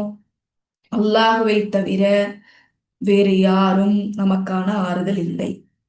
அல்லாஹுவை தவிர வேறு யாரும் நமக்கான ஆறுதல் இல்லை. நமக்கான பாதுகாவலர் வேற யாரும் இல்லை. அல்லாஹுவை தவிர உதவியாளர் வேற யாருமே இல்லை. அதை தவிர்த்து வேற யாரெல்லாம் நம்ம உதவியாளர்களா நமக்கான பாதுகாவலர்களா நினைச்சு போறோமோ அவங்க ஒவ்வொருத்தரும் நம்மளை ஏதாவது ஒரு கட்டத்துல நம்ம கீழே தள்ளக்கூடியவங்களா இருப்பாங்க. ஏன்னா அவங்களே எந்த ஒரு ஆதாரமும் இல்லாம எந்த ஒரு கிரிப்பும் இல்லாம இருக்கிறவங்க அப்படின்னு அல்லாஹ் தன்னுடைய திருமறை குரான்ல சொல்லி காட்டுறான். சரி, இதுதான் முதல்ல நமக்கு ஏற்பட வேண்டிய ரெண்டு புரிதல். இதுக்கப்புறமா தான் நம்ம எதை பார்க்க போறோம் அப்படின்னா, நம்மளுடைய உள்ளத்தை எப்படி அமைதியை நோக்கி பயணிக்கிறது, அதுக்கான வழிமுறைகள் என்னென்ன. இப்போ இந்த ரெண்டு புரிதலும் நமக்கு ஏற்பட்டாதான் இந்த வழிமுறைகளை நம்ம திறந்த மனதோட அக்செப்ட் பண்ண ஆரம்பிப்போம். இல்லாட்டி நம்ம ஒரு சந்தேகத்திலே இருப்போம். இது எப்படி சரியாக்கும், இது எப்படி சரியாக்கும், இது எப்படி மாறும் அப்படிங்கிற எண்ணம் நம்ம மனசுல இருந்துட்டே இருக்கும். இப்போ முதல்ல நம்ம கண்ணை மறைச்சிட்டு இருக்கக்கூடிய விஷயத்த முதல்ல நம்ம அகற்றணும். ஒரு ரெண்டு விஷயத்த. துன்பத்துக்கு நடுவுல தான் இன்பம் தேடணும். இன்னமஅல் உஸ்ரி யுஸ்ரா. ரெண்டாவது, அல்லாஹ் மட்டும்தான் நம்மளுடைய பாதுகாவலன். அல்லாஹுவை தவிர வேற யாரெல்லாம் நம்மளுடைய பாதுகாப்பா உதவியா நினைக்கிறோமோ அவங்களுக்கெல்லாம் எந்த ஒரு ஆதாரமும் இல்லை. அவங்க யாரும் நிலையானவங்க இல்லை. இந்த ரெண்டு புரிதலுக்கு அப்புறம் அல்லாஹ் சொல்லக்கூடிய வழிமுறைகளை நம்ம இப்போ ஒன்னொன்னா தெரிஞ்சுக்க போறோம். அதை ஒன்னொன்னா நம்ம பிராக்டிஸ் பண்ண போறோம் இன்ஷா அல்லாஹ். ஆரம்பத்திலே சொன்ன மாதிரி உல அமைதிக்கான வகுப்பு அப்படின்னா இத சொல்ற விஷயங்களை காதால கேட்ட உடனே அமைதி வந்துருமானா வராது. பிராக்டிஸ் பண்ணும் போது மட்டும்தான் வரும். உணரும் போது மட்டும்தான் வரும். சிந்திக்கும் போது மட்டும்தான் ஏற்படும். ஓகே, சரி. அதுல முதலாவது வழிமுறை என்ன போட்டிருக்கு? Change your expectations. உங்களுடைய எதிர்பார்ப்புகளை மாற்றுங்கள். நிறைய நேரங்கள்ல கவலையா இருக்கக்கூடிய மனிதர்களுக்கு சொல்லப்படும், ரொம்ப எதிர்பார்க்காதீங்க, எதிர்பார்த்தாதான் பிரச்சனையே. எதிர்பார்ப்புகள் இருக்கிற இடத்துலதான் கவலை இருக்கும். எதிர்பார்ப்புகள் இருக்கிற இடத்துலதான் ஏமாற்றம் இருக்கும். எதிர்பார்ப்புகள் இருக்கிற இடத்துலதான் மன அமைதி இல்லாம போகும். அதனால வாழ்க்கையில எதையுமே எதிர்பார்க்காம வாழுங்க அப்படின்னு ஒரு சில அட்வைஸ் சொல்லப்படும். அப்படி வாழ முடியுமா? அப்படி வாழ முடியுமா? எதிர்பார்ப்பு இல்லாமே வாழ முடியுமா? அது மனித இயல்பா? யாருக்கெல்லாம் எந்த எதிர்பார்ப்பும் இல்லாம வாழ்றவங்க யாராவது இருக்கீங்களா?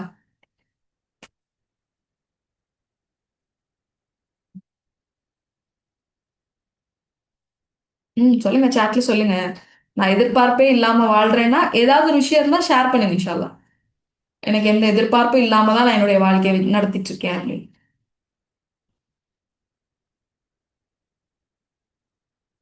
Okay, okay. அப்போ இஸ்லாம் என்ன சொல்லுது அப்படின்னா, அல்லாஹ் நமக்கு என்ன கற்றுக் கொடுக்குறான் அப்படின்னா, எதிர்பார்ப்பு இல்லாம வாழ முடியாது. மனித இயல்பு அப்படிதான், எதிர்பார்ப்பு இல்லாம வாழணும்னு ஆசைப்படுறோம். ஆனா முடியலன்னு ஒரு சிஸ்டர் சொல்லியிருக்காங்க. சரி, அப்ப மனித இயல்பு எதிர்பார்ப்போட இருக்கிறது தான். ஏதாவது ஒரு வகையான எதிர்பார்ப்பு மனுஷனுக்கு இருக்கும். அதுதானே இயல்பு.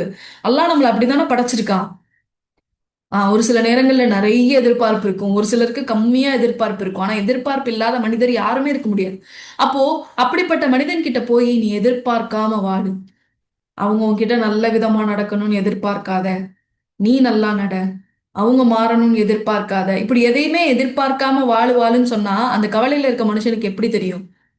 ஏன்னா எனக்கு ஏற்படுற ஒரு உணர்வை நான் சொல்றேன், அதை நீ செய்யாத அப்படின்னு சொன்னா இது என்ன, இதை எப்படி நான் மாத்துறது, இதை எப்படி நான் சரி பண்றது அப்படின்ற ஒரு கேள்வி வரும். இஸ்லாம் சொல்லுது, எதிர்பாருங்க, ஆனா அதை யார்கிட்ட எதிர்பார்க்கறீங்க, என்ன எதிர்பார்க்கிறீங்க அப்படிங்கறதுல மாற்றம் பண்ணுங்க. யாரை எதிர்பார்க்கறீங்க, எந்த விஷயத்தை எதிர்பார்க்கறீங்க அப்படிங்கறத மாற்றம் பண்ணுங்க அப்படிங்கறத நமக்கு இஸ்லாம் கத்துக் கொடுக்குது. எதை எதிர்பார்க்கணும் அப்படிங்கறத கத்துக் கொடுக்குது. முதலாவதா இஸ்லாம் சொல்லுது, உலகத்தை பத்தின உங்களுடைய எதிர்பார்ப்பை மாற்றுங்க, உங்களுடைய எண்ணத்தை மாற்றுங்க.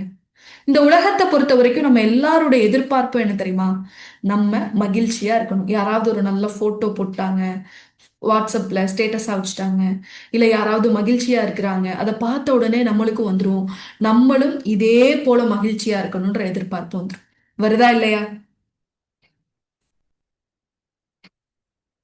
வருதா இல்லையா? நம்மளுக்கு துணை கிட்ட இருந்து நல்ல ஆறுதல் இல்லைன்னு வச்சுக்கோங்களேன், நம்ம எங்கேயாவது வெளியில போறோம், ஒரு கணவனும் மனைவியும் அக்கறையா பேசிக்கிறாங்க, அக்கறையா அவங்களுக்குள்ள பகிர்ந்துக்கிறாங்க, ஒரு கணவன் தன்னுடைய மனைவிய ரொம்ப அதிகமா கேர் பண்ணிட்டு இருக்காருன்னா அதை பார்த்த உடனே நம்மளுக்கு வந்துரும், இதே போல நம்மளுடைய வாழ்க்கை இருக்கணும் அப்படிங்கிற எதிர்பார்ப்பு வந்துரும் இந்த உலகத்துல. ஒரு சிலருக்கு குழந்தைகளால ஆதரவு இல்லாம இருக்கும். அப்படிப்பட்ட பெற்றோர்கள், ஒரு குழந்தை தன்னுடைய தாயையும் தகப்பனையும் கேர் எடுத்து பார்த்துக்கிறத பார்க்கும்போது இது மாதிரி என்னுடைய வாழ்க்கை இருக்கணும்ன்ற எதிர்பார்ப்பு வந்துரும். குழந்தைகளோட மகிழ்ச்சியா இருக்கக்கூடிய மனிதர்களை பார்க்கும்போது குழந்தையே இல்லாத தம்பதிகளுக்கு எப்படி எதிர்பார்ப்பு வரும்னா, இது மாதிரி குழந்தைகள் அல்லாஹ் எனக்கு கொடுக்கணும், இதெல்லாம் கிடைச்சாதான் இந்த உலகத்துல இதெல்லாம் கிடைச்சாதான் இன்பம் அப்படின்னு நமக்கு ஒரு எதிர்பார்ப்பு இருக்கு. அதை இஸ்லாம் நம்மள மாற்ற சொல்லுது. உலகத்தை பத்தி உங்களுடைய பார்வையை மாற்றுங்க. இங்க கிடைக்கிறது மட்டும்தான் பெரிதான இன்பம்னு நினைக்காதீங்க. இன்பத்தை எதிர்பாருங்க, அதை பூமியில எதிர்பார்க்காதீங்க, மறுமையில எதிர்பாருங்கன்னு அல்லாஹ் நமக்கு கற்றுக் கொடுக்குறான். ஏன் இந்த பூமி அல்லாஹ் எப்படி பார்க்கிறதா குரான்ல சொல்றான்? எப்படி பார்க்கிறதா அல்லாஹ் குரான்ல சொல்றான்? பூமியில இன்பத்தை ரொம்ப பெரிதளவுல எதிர்பார்க்காதீங்க, அல்லாஹ் கிட்ட கேளுங்க. ஆனா அது கிடைக்கல அப்படிங்கிறதுக்காக என்ன பண்ணாதீங்க, உங்களை நீங்களே வருத்திக்காதீங்க. இதுக்கு பதிலா நீங்க எதை எதிர்பாருங்க? உங்களுக்கு பூமியில ஒரு இன்பம், ஒரு விஷயத்துல உங்களுக்கு இன்பம் கிடைக்கலையா, அதுக்கு பதிலா நீங்க எதை எதிர்பாருங்க? எதிர்பார்க்காம வாழுங்கன்னு அல்லாஹ் சொல்லல, எதிர்பாருங்க, ஆனா அது மறுமையில எதிர்பாருங்க. இந்த உலகத்தை பொறுத்த வரைக்கும் எனக்கு ரொம்ப அற்பமானதுன்னு அல்லாஹ் சொல்றான். துன்யா அப்படிங்கிறதே என்ன அர்த்தம் அப்படின்னா, துன்யானா ஒரு கீழான வாழ்க்கை நிலை, ஒரு அடி மட்டத்தில் இருக்கக்கூடிய வாழ்க்கை நிலை. இந்த அடி மட்டத்தில் இருக்கக்கூடிய வாழ்க்கை நிலைக்கு நீங்க ஏன் பெரிய பெரிய எதிர்பார்ப்புகள் வைக்கிறீங்க? மறுமையில உங்களுடைய எதிர்பார்ப்பை வைங்க அப்படின்னு அல்லாஹ் கத்துத்தரான். அல்லாஹ் சொல்றான், என்னுடைய பார்வைக்கு முன்னாடி இந்த உலகம் கொசுவுடைய ரெக்கையை விட அற்பமானதுங்கிறான். நமக்கெல்லாம் கொசு ஒரு அற்பமான ஒரு உயிரினம் தானே, அடிச்சா செத்துரும். ஒரு பாம்புனா கூட நம்ம பயப்படுவோம், அதுக்கு குச்சி எடுத்துட்டு போய் அடிக்கணும், பாம்பு வீட்டுக்குள்ள வந்துருச்சுன்னா அவ்வளவுதான், அதை வெளியில அனுப்புற வரைக்கும் நம்மளுடைய மனசு நிம்மதியா இருக்காது. ஆனா கொசு எப்படி நமக்கு, அதுதானே வந்து கிடைச்சா அப்படி தட்டினா போயிடும், ஒரு ஆலோட்டை போட்டா போயிடும், ஒரு நெட் அடிச்சு விட்டா போயிடும். கொசுக்கு நம்ம ஏதாவது மதிப்பு கொடுக்குறோமா, மரியாதை கொடுக்குறோமா, இல்ல அதுக்கு ஏதாவது ஒரு பயமாவது நம்ம கிட்ட இருக்கா? இல்ல. அப்போ அல்லாஹ் இந்த உலகத்தை எதோட கம்பேர் பண்றான்னு பாருங்க. இந்த உலகம் எனக்கு கொசுவுடைய ரெக்கையை விட அற்பமானது. இந்த உலகத்துல நம்ம மகிழ்ச்சியா நினைச்சு வாழ்றோம்ல, இதெல்லாம் வேணும் இதெல்லாம் வேணும்னு ஆசையோடையும் எதிர்பார்ப்போடையும் அதையே நோக்கி பயணிச்சோம், அது இல்லாட்டி அதுக்காக கவலைப்பட்டு அழுது கண்ணீர் விட்டு வாழ்றோம்ல, யோசிச்சு பாருங்களேன். இதே நம்ம எந்த ஒரு விஷயத்துக்காக இந்த உலகத்துல அழுது அழுது அழுது அல்லாட்ட துவா கேட்டுட்டே இருக்கோம், யா அல்லாஹ் எனக்கு இந்த நிம்மதி கிடைக்கவே இல்லை, இவங்க என்ன நல்ல விதமா நடத்தவே இல்லை, என்னுடைய பிள்ளைகள் என்ன நல்லா நடந்துக்கவே இல்லை அப்படின்னு சொல்லி சின்ன சின்ன விஷயங்களுக்காக இந்த உலகத்துல எவ்வளவு மணி நேரம் நம்ம கண்ணீர் சிந்தி அழுது துவா செஞ்சிருப்போம். இந்த உலகத்தை நாளைக்கு நம்மளே அல்லாஹ் கிட்ட சொல்வோமா, யா அல்லாஹ் நான் ஒரு அரை நாள் இந்த உலகத்துல வாழ்ந்திருப்பேனா? மனிதன் எப்படி மாறிடுவானா? பூமியில நீ எவ்வளவு நாள் வாழ்ந்தன்னு கேட்கும்போது எப்படி சொல்வானா, ஒரு அரை நாள் அல்லது ஒரு நாள் வாழ்ந்திருப்பேன். ஆனா அந்த அரை நாள் ஒரு நாள் இந்த பூமியில நம்ம எவ்வளவு வேஸ்ட் பண்ணிட்டோம், எவ்வளவு தேவையில்லாத விஷயங்களுக்காக பார்த்துட்டோம். ஒரு நாள் அல்லது ஒரு நாளின் பாதியை தான் நான் செலவு செஞ்சிருப்பேன்னு நினைக்கிறேன் மனிதன் சொல்வானா மறுமை. அந்த அளவுக்கு இந்த உலகம் எப்படிப்பட்ட ஒரு உலகம், அற்பமானது. இதை பெருசா நினைச்சு வாழ்ந்துட்டு இருக்க நம்மளே நாளைக்கு அல்லாஹ் கிட்ட போய் அப்படி சொல்லும். நபி ஸல்லல்லாஹு அலைஹி வஸல்லம் சொல்றாங்கல்ல, இந்த உலகு ஒரு இறை நம்பிக்கையாளருக்கு சிறைச்சாலை. ஒரு வழிப்போக்கன் மாதிரி இந்த உலகத்துல நீங்க வாழ்ந்துட்டு போங்க. இதுக்கு ரொம்ப இம்பார்ட்டன்ஸ் கொடுக்காதீங்க. இப்போ முதல்ல இஸ்லாம் நம்மள என்ன செய்ய சொல்லுது? எதிர்பார்ப்பு வைங்க. அந்த எதிர்பார்ப்பை எதன் மேல வைக்கிறோங்கிறத பாருங்க. இந்த பூமியின் மேல உள்ள எதிர்பார்ப்பை ஆகிரா மேல வைங்க, மறுமை மேல வைங்க. ஏன்னா இந்த உலகம் அற்பமான ஒரு உலகம், நிலையான ஒரு உலகம் கிடையாது. இந்த பூமியில நம்ம பார்த்து வியந்த மனிதர்கள் எத்தனையோ பேர் இருந்திருப்பாங்கல்ல, அவங்களுடைய நிலைமையெல்லாம் அப்படியேவா இருக்கு? ஒரு சிலரை நம்ம பார்த்திருப்போம், இவ்வளோ ஹாப்பியா இருக்காங்க, இவ்வளோ சந்தோஷமா இருக்காங்கன்னு அவங்கள பார்த்து வியந்திருப்போம். அதே சந்தோஷத்திலேவா அவர் இறக்குற வரைக்கும் இருப்பாரு? சொல்லுங்க.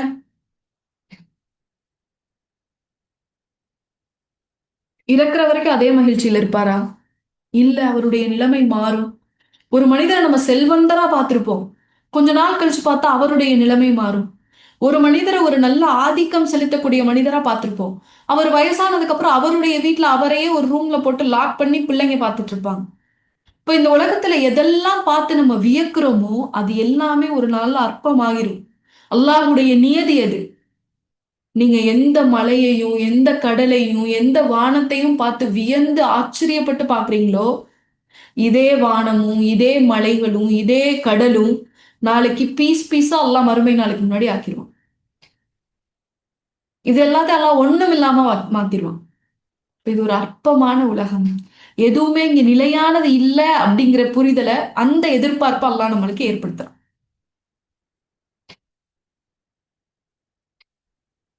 இந்த உலகத்துல இருக்கக்கூடிய வானிலை கூட ஒரே மாதிரி இருக்காது. அப்படி ஒரு உலகம் இது. சுவனத்துல அப்படி கிடையாதுல்ல. சொர்க்கத்துடைய வானிலை எல்லாம் எப்படி இருக்கும்? கிளைமேட்லாம் எப்படி இருக்கும்? மிதமானதா இருக்கும். ரொம்பயும் சுடாது, ரொம்பயும் குளிராது. ஒவ்வொரு மனிதனும் எப்படி விரும்புறானோ அதுக்கேத்த மாதிரி அல்லாஹ் சுவனத்துடைய வானிலையை அவனுக்கு ஏற்படுத்தி கொடுப்பான். பூமியுடைய வானிலையை பாருங்க, எப்ப மழை பெய்யுதுன்னு சொல்ல முடியல, எப்ப வெயில் அடிக்குது, எது குளிர்காலம், எதுவுமே சொல்ல முடியல. அப்ப நிலையற்ற ஒரு உலகம். அந்த ஒரு உலகத்துல ஒரு நிலையான வாழ்க்கையை எதிர்பார்க்காதீங்கன்னு அல்லாஹ் நமக்கு சொல்லிட்டார். இப்ப முதலாவதா அல்லாஹ் நம்மளுடைய எதிர்பார்க்கக்கூடிய விஷயத்துல மாற்றம் சொல்றது எது அப்படின்னா, இந்த உலகத்தை நீ பெருசா எதிர்பார்க்காத, இது நிலையானது இல்ல. மறுமையில நீ எதுனாலும் எதிர்பாரு, அதுதான் உனக்கு நிலையானது. நிரந்தரமான வாழ்வு உனக்கு மறுமையில இருக்குன்னு அல்லாஹ் சொல்லு. ரெண்டாவது, எந்த எதிர்பார்ப்பை மாற்ற சொல்லி இஸ்லாம் நமக்கு கற்றுக் கொடுக்குது அப்படின்னா, அல்லாஹுவை பற்றிய உங்களுடைய எதிர்பார்ப்பை மாற்றுங்க. அல்லாஹுவை பத்தி நம்ம என்ன எதிர்பார்க்கிறோம் சொல்லுங்க. அல்லாஹுவை பத்தி உங்களுடைய எண்ணம் என்ன? நீங்க எதிர்பார்க்கிறது என்ன?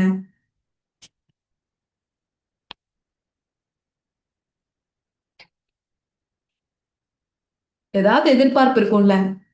நம்மளுடைய பிள்ளைகள்கிட்ட என்ன எதிர்பார்ப்பு, கணவர்கிட்ட என்ன எதிர்பார்ப்புன்னு கேட்டா நம்மளால பட்டியல் போட முடியுதுல. அல்லாஹுவை பற்றிய நம்மளுடைய எதிர்பார்ப்பு என்ன?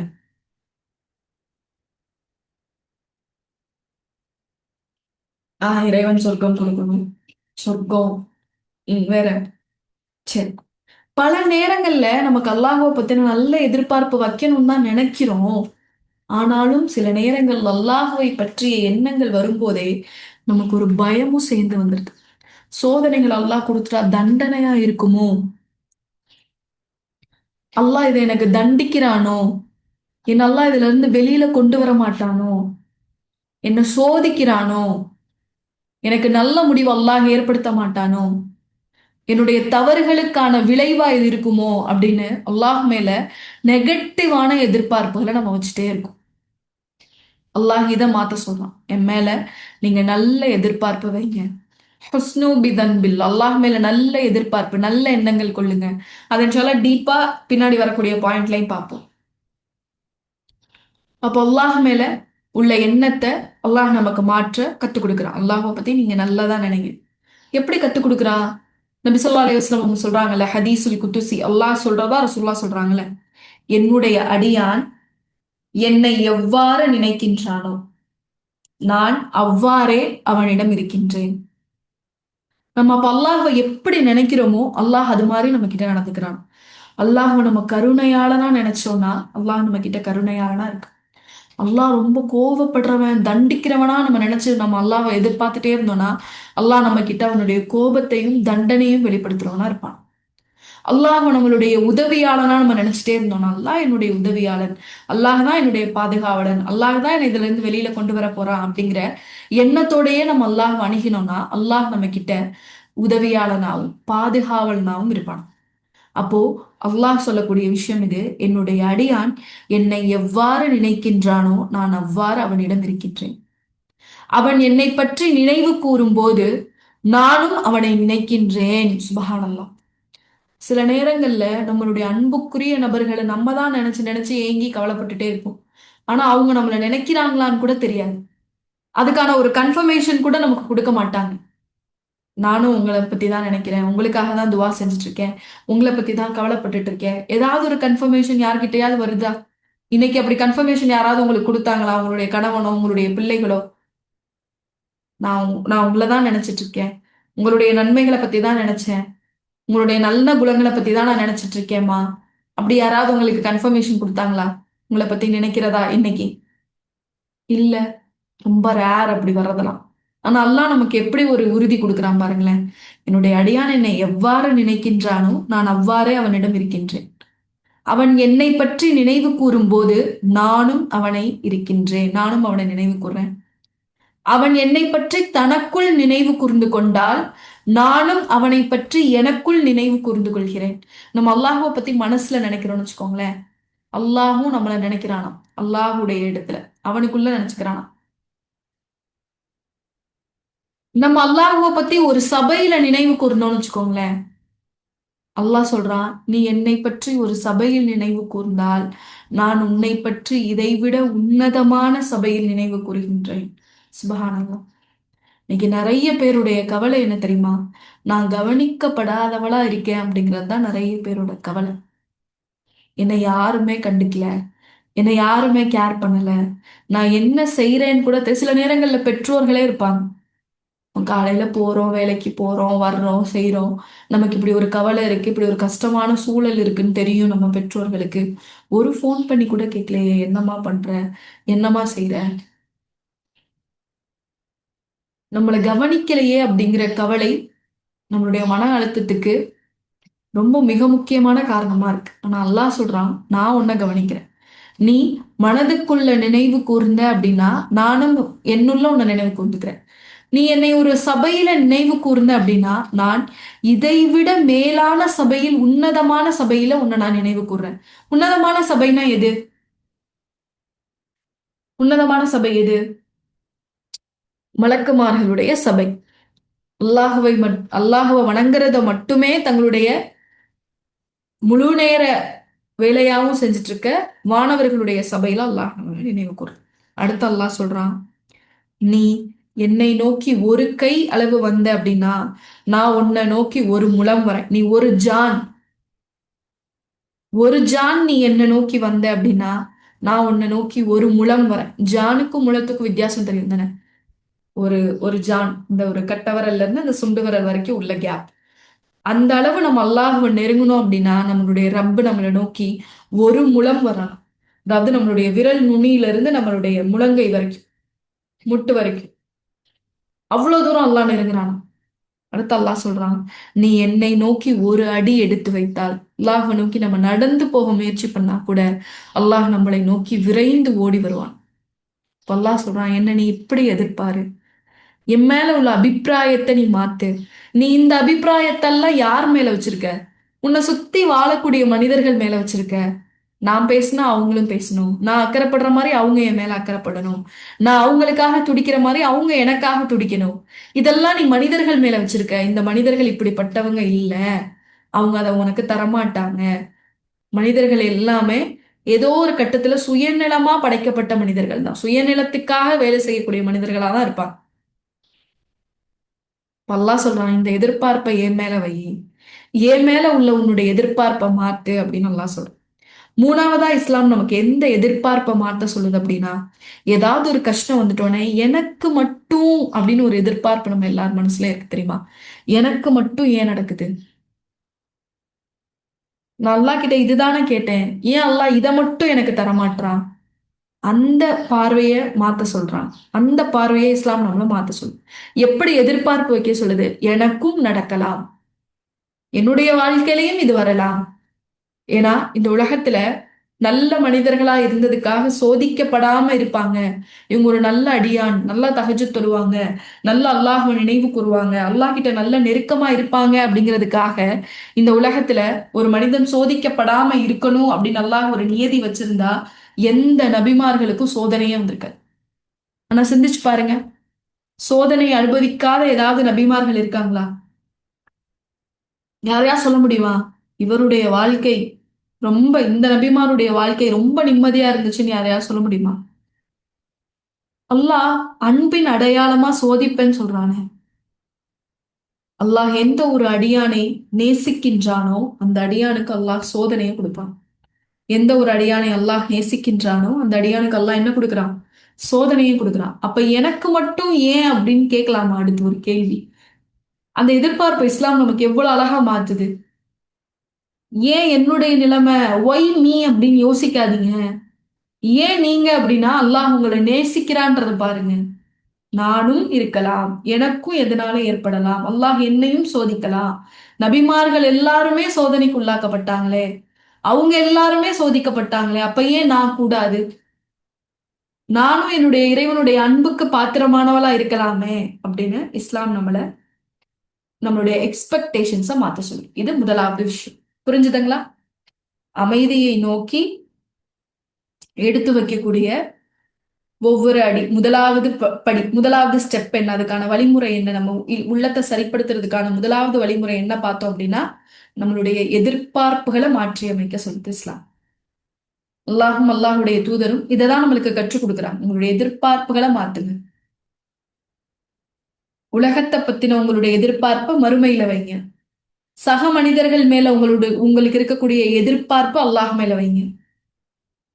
எனக்கு மட்டும் அப்படிங்கிற எதிர்பார்ப்பை மாட்டுங்க. ஏன் நானும் சோதிக்கப்படலாம். நபிமார்களே சோதிக்கப்பட்டாங்க. அல்லாஹ் யாரை நேசிக்கிறானோ அவர்களை சோதிக்கிறான்.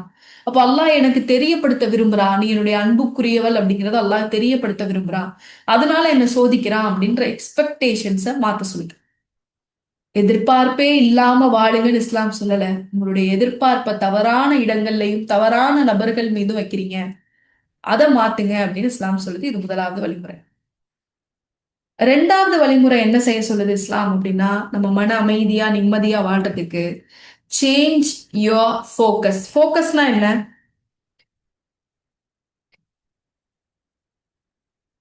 ஃபோக்கஸ்னா என்ன? எதை நம்ம உற்று நோக்குறோமோ, எதை நம்ம லென்ஸ் போட்டு ஜூம் பண்ணி பார்த்துக்கிட்டே இருக்கோமோ, எதுல நம்ம அதிக கவனம் செலுத்துறோமோ அதை இஸ்லாம் என்ன செய்ய சொல்லுது? மாத்த சொல்லுது. கவனம் செலுத்தாம இந்த உலகத்துல நம்ம இருக்கவே முடியாது தானே. ஏதாவது ஒரு விஷயத்தின் மேல பற்று இல்லாம மனிதனால வாழவே முடியாது. ஏதாவது ஒரு விஷயத்தின் மேல ஈர்ப்பு இல்லாம மனிதனால வாழவே முடியாது. சொல்ல முடியுமா? ஞானியா வாழ இஸ்லாம் அனுமதிக்கவே இல்லையே. அப்படி ஒண்ணு இருந்திருந்து எதையுமே ஈர்ப்பு இல்லாம, எது மேலும் நாட்டம் இல்லாம, எது மேலும் கவனம் இல்லாம மனிதனால வாழ முடியும்னா அல்லாஹ் துறவரத்தை அனுமதிச்சிருப்பானே. அல்லாஹ் அனுமதிக்காத ஒரு விஷயம் தானே அது. அப்போ மனிதன் படைக்கப்பட்ட இயல்பே அவனுக்கு ஏதாவது ஒரு விஷயத்து மேல அதிக கவனம் இருக்கும். ஏதாவது ஒரு விஷயத்தின் மேல அவனுடைய மனசு அப்படியே போயிட்டே இருக்கும். அப்போ அல்லாஹ் அந்த கவனத்தை, அந்த விஷயத்த மாத்த சொல்றான். சரி, ஒரு இமேஜினேஷன் பண்ணி பாருங்க. நீங்க ஒரு ஃபாரஸ்ட்ல ட்ரெக்கிங் போயிட்டு இருக்கீங்க. ஓகேவா? ஃபாரஸ்ட்ல ஒரு ட்ரெக்கிங் போயிட்டு இருக்கீங்க. கொடைக்கானல் போயிருக்கீங்களா? பைன் வேலி எல்லாம் போயிருக்கீங்களா? அது மாதிரி இருக்கக்கூடிய ஒரு நல்ல உயர்வான மரங்கள், நல்ல உயரமான மரங்களை பார்க்கும்போது நம்ம மனசுக்கு அப்படியே ஒரு ஆனந்தமா இருக்கும். இல்ல, உயர்வான மரங்களை பார்க்கும்போது நல்ல மனம் ஆறுதலா இருக்கும். நம்மளை விட உயர்வான விஷயங்கள் இந்த உலகத்துல எவ்வளவோ இருக்கே. இதுவே இவ்வளவு உயர்வானதா இருந்தா என்னுடைய ரப்பு எவ்வளவு உயர்வான குணத்தோட இருப்பான் அப்படிங்கிற எண்ணங்கள் எல்லாத்தையும் அது நமக்கு ஏற்படுத்தும். அப்போ நீங்க அப்படி ஒரு நல்ல ஒரு உயர்ந்த மரங்கள் உள்ள ஒரு அடர்ந்த காட்டுக்குள்ள நீங்க வாக்கிங் போயிட்டு இருக்கிறதா இமேஜின் பண்ணிக்கோ. ஓகேவா? வாக்கிங் போயிட்டு இருக்கும் போது இப்ப நீங்க என்ன செய்வீங்க? எப்படி அந்த அந்த இடத்த என்ஜாய் பண்ணுவீங்க? சொல்லுங்க. ட்ரெக்கிங் போறீங்க ஒரு காட்டுக்குள்ள, என்னென்னலாம் நீங்க செய்வீங்க? உங்க கவனம் எங்க போகும்?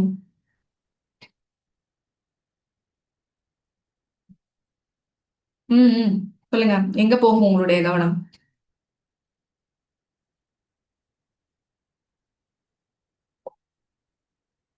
அங்க இருக்கக்கூடிய மரங்களுடைய அல்லாஹுடைய படைப்பை ரசிப்போம். மாஷா அல்லாஹ். படைப்புனா அங்க இருக்க காட்டுல என்ன இருக்க போகுது? மரம் இருக்கும், செடி இருக்கும், பூக்கள் இருக்கும்.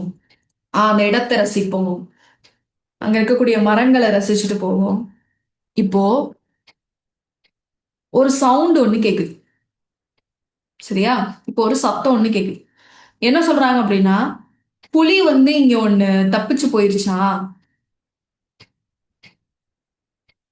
நம்ம எல்லாரையும் கவனமா நடந்து போக சொல்றாங்க அப்படின்னு சொல்றாங்க. அப்ப திடீர்னு ஒரு சத்தம் ஒண்ணு கேக்குது. உடனே நம்ம என்ன செய்ய ஆரம்பிப்போம்? ஒரு உருமல் சத்தம் மாதிரி ஒண்ணு கேக்குது. அப்ப என்ன நினைப்போம் நம்ம? பயம் வந்துடும். பயம் வந்துட்டு என்ன செய்வோம்? அது வரைக்கும் இயற்கைய நின்று நிதானமா ரசிச்சு, மரங்களை பார்த்து, மலர்களை பார்த்து, செடிகளை பார்த்து, அங்க ஓடக்கூடிய நீரோடைகளை பார்த்து இருப்போம். இப்போ இந்த மாதிரி நம்ம இயற்கையை ரசிச்சுட்டே போயிட்டு இருக்கும் போதே திரும்பி போயிருவோம். எப்படி போவோம்? ஓடுவோம். ஓடுவோம், வேகமா ஓடுவோம். ஒரு புலி உங்களை துரத்துது, வரப்போகுது, தப்பிச்சிருச்சு, ஓடுங்க அப்படின்னு சொன்னா நம்ம என்ன செய்வோம்? வேகமா ஓடுவோம். அப்ப இவ்வளோ நேரம் நம்ம ரசிச்சுக்கிட்டு இருந்த மரங்கள் நமக்கு இப்ப ரசனையை ஏற்படுத்துமா? புலி துரத்துது, புலி வருது அப்படிங்கிற விஷயம் தெரிஞ்ச உடனே இவ்வளோ நேரம் நம்ம ரசிச்சுட்டு இருந்த விஷயம் நமக்கு ரசனையை ஏற்படுத்துமா? ஏற்படுத்தாது. எந்த மரத்தையும் நம்ம நிதானமா நின்று பார்க்க மாட்டோம். எப்படியாவது இந்த இடத்தை விட்டு போயிடணும், ஓடிட்டே இருப்போம். பின்னாடி புலி வருதா இல்லையான்னு கூட நம்ம செக் பண்ண மாட்டோம். யாராவது சொல்லணும், ஏன்பா ஓடிட்டே இருக்கீங்க? இல்ல புலி துரத்துதுன்னு சொன்னாங்க, உங்க பின்னாடி திரும்பி பாருங்க, எதுவுமே இல்லை, ரொம்ப தூரம் ஓடி வந்துட்டீங்க அப்படின்னு யாராவது சொல்லி நம்மளை பிடிச்சி நிறுத்துற வரைக்கும் ஓடும். எந்த இடத்துக்கிட்ட போனா சேஃபா நம்ம உணர்றோமோ அது வரைக்கும் ஓடுவோம். எப்படியாவது தப்பிச்சிடணும். சில நேரங்கள்ல நம்ம வாழ்க்கையில எப்படி வாழ்றோம் அப்படின்னா, புலி துரத்துற மாதிரியே நினைச்சு வாழ்ந்துட்டே இருக்கும். நம்மள ஒரு புலி துரத்திட்டு இருக்கிறதா நினைச்சே நம்ம வாழ்ந்துட்டே இருக்கோம். அந்த புலி என்ன? நம்மளுடைய கவலையும் நம்மளுடைய சோதனையும் நமக்கு ஏற்படக்கூடிய பிரச்சனை. இதுல இருந்து தப்பிக்கணும் தப்பிக்கணும், இது வந்துருச்சு, அல்லாஹ் எனக்கு இப்படி ஒண்ணு கொடுத்துட்டானே அப்படிங்கிற ஒரு எண்ணத்திலே வாழ்ந்துட்டே இருப்போம். எதை பார்க்க மாட்டோம்? அதுல அல்லாஹ் நின்று நிதானிச்சு அதுல என்ன நன்மைகள் அல்லாஹ் கொடுத்திருக்கானோ அதை நம்ம கவனிக்கிறதே இல்லை. அதுக்காக ஒரு சிலர் சொல்லுவாங்க, இதெல்லாம் ஒரு கஷ்டமா, இதெல்லாம் ஒரு பிரச்சனையா, இதெல்லாம் தூக்கி போட்டு வாங்க, இதெல்லாம் யோசிக்கலாமா? அப்படி இஸ்லாம் சொல்லல. உங்களுக்கு உள்ளதும் கவலைதான், உங்களுக்கு உள்ளதும் பிரச்சனை தான், உங்களுக்கு உள்ளதும் கஷ்டம்தான். ஆனா உங்களுடைய பார்வையை கொஞ்சம் விரிவுபடுத்துங்க. கஷ்டத்தை மட்டும் பார்த்துட்டே இருக்காதீங்க. கொஞ்சம் விரிவாக்குங்க உங்க பார்வைய. உங்களுக்கு அல்லாஹ் கஷ்டங்களை மட்டுமே கொடுக்கறது இல்ல, உங்களுக்கு நிறைய நன்மைகளையும் கொடுத்திருக்கான், நிறைய அருள்களையும் கொடுத்திருக்கான். அதையும் திரும்பி பாருங்க. ஒரு மனிதர் நோயோட இருந்துகிட்டே இருப்பார். அவருக்கு அல்லாஹ் வெறும் கஷ்டம் மட்டும்தான் கொடுத்திருக்கானா அப்படின்னா இல்ல, எதையும் அல்லாஹ் கொடுத்திருப்பான். அந்த நோய்க்கு செலவழிக்கிற அளவு பொருளாதாரத்தை அல்லாஹ் கொடுத்திருப்பான். அவர் நோய்வாய்ப்பட்டிருந்தா அவரை பார்த்துக்கிற அளவு பிள்ளைகளை, பொறுப்பான பிள்ளைகளை அல்லாஹ் கொடுத்திருப்பான். அப்ப இதெல்லாம் அவருக்குரிய அருள் தானே. இஸ்லாம் சொல்லுது, உங்களுடைய பார்வையை மாத்துங்க, உங்களோட ஃபோக்கஸை மாத்துங்க. நீங்க எதை ஃபோக்கஸ் பண்ணிட்டே இருக்கீங்களோ அதுதான் உங்களுக்கு பெரிதாகி தெரிஞ்சுக்கிட்டே இருக்கு. நீங்க ஒரு நல்ல விஷயத்த அல்லாஹ்வுடைய அருளை ஃபோக்கஸ் பண்ணிட்டே இருந்தீங்கன்னா அது உங்களுக்கு வளர்ந்துகிட்டே போகும். ஏன்னா நம்ம போன வகுப்புல பார்த்தோம்ல, பிரெயின், மூளை அப்படிங்கிறது என்னது? நிறைய நிறைய வயர் கனெக்ஷனும் நிறைய நிறைய வழித்தடங்களும் உள்ள ஒரு விஷயம். நம்ம ஒரு ரப்பர் பேண்டு முடிச்சு இல்ல ஒரு நம்மளோட ஹெட்ஃபோன் வயரெல்லாம் சுருண்டுட்டா ஒரு ஒரு மாதிரி கிளம்சியா கொச கொச கொசன் வயர் வயரா தெரியும்ல, அது மாதிரிதான் நம்மளுடைய மூளையும் இருக்கு. நம்ம ஒவ்வொரு உணர்வுகளை வெளிப்படுத்த வெளிப்படுத்த நம்மளுடைய மூளையில புதிதா ஒவ்வொரு வழித்தடம் உருவாகும். இப்ப நான் நல்ல விஷயங்களை பத்தி மட்டும் நினைச்சுக்கிட்டே இருக்கேன். நான் எந்த ஒரு விஷயத்திலயுமே தீமை, எனக்கு அதுல ஒரு கவலையும் துன்பம் இருந்தாலும் நான் அதை சுத்தி அல்லாஹ் எனக்கு என்ன அருள் கொடுத்திருக்கான் அப்படிங்கிறத இப்பயும் பார்க்க ஆரம்பிச்சேன் அப்படின்னா என்னுடைய மூளையில அதுக்கான வழித்தடம் உருவாகும். வெறும் நெகட்டிவ மட்டும், வெறும் எம்டிய மட்டும் பத்தியே யோசிக்காம எது இருக்கோ அதை பத்தி இப்ப என் மூளை யோசிக்க ஆரம்பிக்கும். அப்ப அதுக்கான வழித்தடம் ஸ்ட்ராங் ஆயிட்டே போகும். அப்போ பிற்காலத்துல எனக்கு ஏதாவது ஒரு சோதனை வந்தா கூட, ஏன்னா எனக்கு தான் ஏற்கனவே மூளையில அந்த வழித்தடம் ஸ்ட்ராங்கா இருக்குல்ல, என் மூளை என்ன செய்யும்? நெகட்டிவ பார்க்காத, இது அல்லாஹ் ஏற்படுத்தி கொடுத்தது, இதுல இருந்து அல்லாஹ் நம்மளை வெளியில கொண்டு வருவான், அதுல அல்லாஹ் உனக்கு ஒரு நன்மையும் வச்சிருக்கான் பாரு, அதையும் பாரு அப்படின்னு என் மூளை எனக்கு சொல்லும். ஏன்னா மூளை அப்படிதான் அல்லாஹ் படைச்சிருக்கான், நம்மளோட பிரெயின் அல்லாஹ் அப்படிதான் படைச்சிருக்கான். எதை நம்ம அதிகம் கவனம் செலுத்துறோமோ, எதுக்கு நம்ம அதிக முக்கியத்துவம் கொடுக்குறோமோ அந்த விஷயம் வளரும் நம்ம மூளையில. எதை நம்ம கவனிக்காம விடுறோமோ, எதுக்கு நம்ம ரொம்ப முக்கியத்துவம் கொடுக்கலையோ அந்த விஷயம் நம்மளுடைய மூளையில சுருங்கிரும். அதுக்கான தேவை மூளையில ஏற்படாத போது அதை சுருக்கிக்கும்.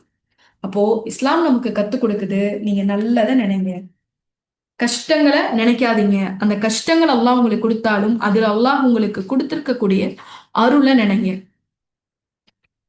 நம்ம பலர் செய்யக்கூடிய தப்பு என்ன அப்படின்னா, நம்ம வாழ்க்கையில இழந்ததை, நம்ம எதை தொலைச்சோமோ அதை மட்டுமே நம்ம ஃபோக்கஸ் பண்ணிட்டே இருப்போம். ஃபோக்கஸ் பண்ணி பண்ணி என்ன விஷயம் இருக்கோ அதையும் தொலைச்சிரும். இழந்து போனதையும் தொலைஞ்சு போனதையுமே தேடி தேடி வாழ்ந்தோம் அப்படின்னா இருக்கிறத எப்ப கவனிப்போம்? அல்லாஹ் சொல்றான், இழந்ததையும் தொலைஞ்சதையும் பெருசாக்காதீங்க, அது அவங்களுக்கு அல்லாஹ் ஏற்படுத்திட்டாக. இருக்கிறதின் மீதும் கவனம் செலுத்துங்க, உங்களை சுத்தி இருக்கக்கூடிய நல்ல விஷயங்களையும் பாருங்க அப்படிங்கிறத அல்லாஹ் நம்மளுக்கு கற்றுக் கொடுக்குறான். இது ஒவ்வொரு மனிதனுடைய மனநிலையை பொறுத்து இது மாறும். ஒரு சிலருக்கு எப்பயுமே பிரச்சனை மட்டும்தான் தெரியும். எனக்கு கணவர் இல்ல அதனாலதான் இப்படி அப்படின்னு ஃபிக்ஸ் ஆனா அதுவே தான் நமக்கு ஓடிட்டே இருக்கும். எனக்கு குழந்தைகள் இல்ல அதனாலதான் இப்படி அப்படின்னா அதுதான் நமக்கு ஓடிட்டே இருக்கும். எனக்கு கேட்க எங்க அம்மா அத்தா இல்ல அதனாலதான் என்னுடைய நிலைமை இப்படின்னு ஃபிக்ஸ் ஆயிடுச்சுன்னா அது மட்டும்தான் ஓடிட்டே இருக்கும். அப்போ எந்த எண்ணங்களை நம்ம அதிகம் கவனம் செலுத்துறோமோ அந்த எண்ணம் நம்மளுடைய மூளையில வளரும். அது வளர வளர அது நம்மளுடைய எண்ணங்கள்லையும் பிரதிபலிக்கும், நம்மளுடைய நிம்மதியிலையும் அது பிரதிபலிக்கக்கூடிய விஷயமா இருக்கு. இத ஒரு எக்ஸ்பெரிமெண்டா பண்றாங்க. என்னன்னா, ஒரு டம்ளர்ல தண்ணி ஊத்தி வைக்கிறாங்க. ஒரு டம்ளர்ல ஒரு கிளாஸ்ல தண்ணி ஊத்தி வைக்கிறாங்க. ஃபுல்லா நிரப்பாம பாதி அளவு தண்ணி ஊத்தி வைக்கிறாங்க. வச்சுட்டு எல்லாரையும் வந்து பார்க்க சொல்றாங்க, என்ன தெரியுது அப்படின்னு சொல்லி. நீங்க இருந்தா என்ன தெரியுதுன்னு சொல்லியிருப்பீங்க? ஒரு கிளாஸ்ல டம்ளர் ஊத்தி நம்ம முன்னாடி வைக்கிறாங்க, என்ன தெரியுதுன்னு சொல்லுவோம்?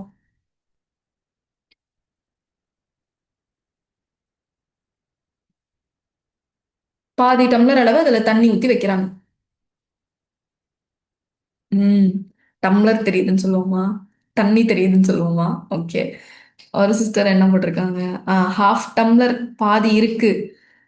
எப்படி தோணும் அப்படின்னா, ஒரு சிலருக்கு எப்படி தோணும் அப்படின்னா, பாதி இல்ல. ஒரு சிலருக்கு எப்படி தோணும்? பாதி தண்ணி இல்ல. ஒருத்தருக்கு எப்படி தோணும்? பாதி இருக்கு.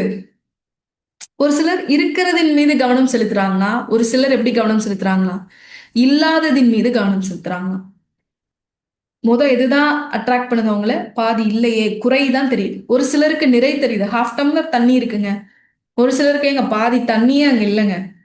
அப்போ ஒரு சிலருக்கு அதுல இருக்க நிறைவு தெரியுது, ஒரு சிலருக்கு அதுல இருக்க குறைவு தெரியுது. அதே போலதான் இந்த வாழ்க்கையை அணுகக்கூடிய மக்களுக்கும் அவங்களுடைய பார்வை வேறுபடுது. இப்போ ஒருத்தருக்கு குறை மட்டும்தான் தெரியுதுன்னா அவருடைய வாழ்க்கையில அது மட்டும்தான் வளர்ந்துகிட்டே இருக்கு. எந்த விஷயம் அவருக்கு கிடைச்சாலும் அதுல இருக்க குறையை மட்டும்தான் பார்ப்பேன். ஒருத்தருக்கு கவலை தான் ஃபர்ஸ்ட் பிரதானமா தென்படுதுன்னா அவர் தன்னுடைய வாழ்க்கையில கவலையை மட்டும்தான் வளர்த்துக்கிட்டே போவார். அதான் இஸ்லாம் சொல்லுது, நீங்க எதை ஃபோக்கஸ் பண்றீங்களோ அது உங்களுக்கு வளரும். அதனால நல்ல விஷயங்களின் மீது ஃபோக்கஸ் பண்ணுங்க. எது உங்ககிட்ட இருக்கோ அதை ஃபோக்கஸ் பண்ணுங்க. இப்ப பாருங்களேன், இந்த ஒரு இமேஜ்ல போட்டிருக்கு, தண்ணி எதுக்கு நம்ம ஊத்துறோமோ அந்த செடி வளருது, எதுக்கு நம்ம கவனம் செலுத்துறோமோ அதுக்கு வளருது. நம்ம அன்புக்கு கவனம் செலுத்தினா அன்பு அதிகம் வரும். நம்மளுடைய பதற்றத்துக்கு கவனம் செலுத்தினோம்னா நமக்கு பதட்டம் அதிகமாகும். நம்மளுடைய கவலைக்கு கவனம் செலுத்தினோம்னா நம்மளுடைய கவலை அதிகமாகும். இந்த குணத்தை எப்படி நம்ம கொண்டு வர்றது? இந்த குணத்தை கொண்டு வர்றதுக்கு தான் இஸ்லாம் நமக்கு ஒரு அழகான ஒரு நபிமொழியின் மூலமா அதை கற்றுக் கொடுக்குது. உனக்கு கீழே உள்ளவர்களை பாருங்கள். சொல்றாங்கல்ல, உங்களுக்கு கீழே உள்ளவர்களை பாருங்கள், உங்களுக்கு மேலே உள்ளவர்களை பார்க்காதீர்கள். ஏனென்றால் அது அல்லாஹுவின் அருளை உங்கள் மீது குறைத்து மதிப்பிடுவதை தடுக்கும். நமக்கு மேல உள்ளவங்களை பார்த்துக்கிட்டே இருந்தோம்னா நம்ம என்ன செய்ய ஆரம்பிப்போம்னா, நம்ம கிட்ட இருக்கக்கூடிய அல்லாஹுடைய அருளை நம்ம குறைவா எடை போட ஆரம்பிப்போம். நம்ம கிட்ட இருக்கக்கூடிய அல்லாஹுடைய அருளை நம்ம குறைவா எடை போட ஆரம்பிப்போம். நமக்கு கீழே இருக்கக்கூடிய நபர்களை நம்ம பார்க்கும்போதுதான் நம்ம கிட்ட இருக்கக்கூடிய அருளை நம்ம நிறைவா எடை போட ஆரம்பிப்போம். இதுதான் இஸ்லாம் நமக்கு கற்றுக் கொடுக்கிற 2வது வழிமுறை. உள்ளத்தை அமைதியா வச்சுக்கிறதுக்கு, உள்ளத்தை நிதானமா வச்சுக்கிறதுக்கு இஸ்லாம் நமக்கு கொடுக்கக்கூடிய வழிமுறை என்ன, கற்றுக் கொடுக்கக்கூடிய 2வது வழிமுறை என்னன்னா, உன்னுடைய பார்வைய, உன்னுடைய ஃபோக்கஸை மாத்து. எது இல்லையோ அதுல கவனம் செலுத்தாத, எது இருக்கோ அதுல கவனம் செலுத்து. அதுக்கு ஒரு வழிமுறையும் இஸ்லாம் நமக்கு கற்றுக் கொடுக்குது. உங்களுக்கு கீழ் உள்ள நபர்களை பாருங்க, உங்களுக்கு மேல் உள்ள நபர்களை பார்க்காதீங்க. உங்களுக்கு மேலுள்ள நபர்களை பார்க்க ஆரம்பிச்சீங்க அப்படின்னா அல்லாஹுடைய அருளை நீங்க குறைச்சு மதிப்பிட ஆரம்பிச்சுருவீங்க. எப்ப மட்டும்தான் நமக்கு மேலுள்ள நபர்களை பார்க்கணும்? நம்ம எதுல நமக்கு மேலுள்ள நபர்களை நம்ம பார்க்கிறது கூடும்?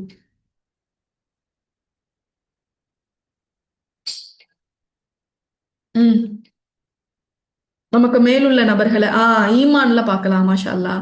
கல்வியில பார்க்கலாம், தர்மத்துல பார்க்கலாம், அமல்கள்ல, நம்ம செய்யக்கூடிய நன்மைகள்ல, இதுல மட்டும்தான் நம்மளுக்கு மேல உள்ள நபர்களை நம்ம பார்க்கணும்.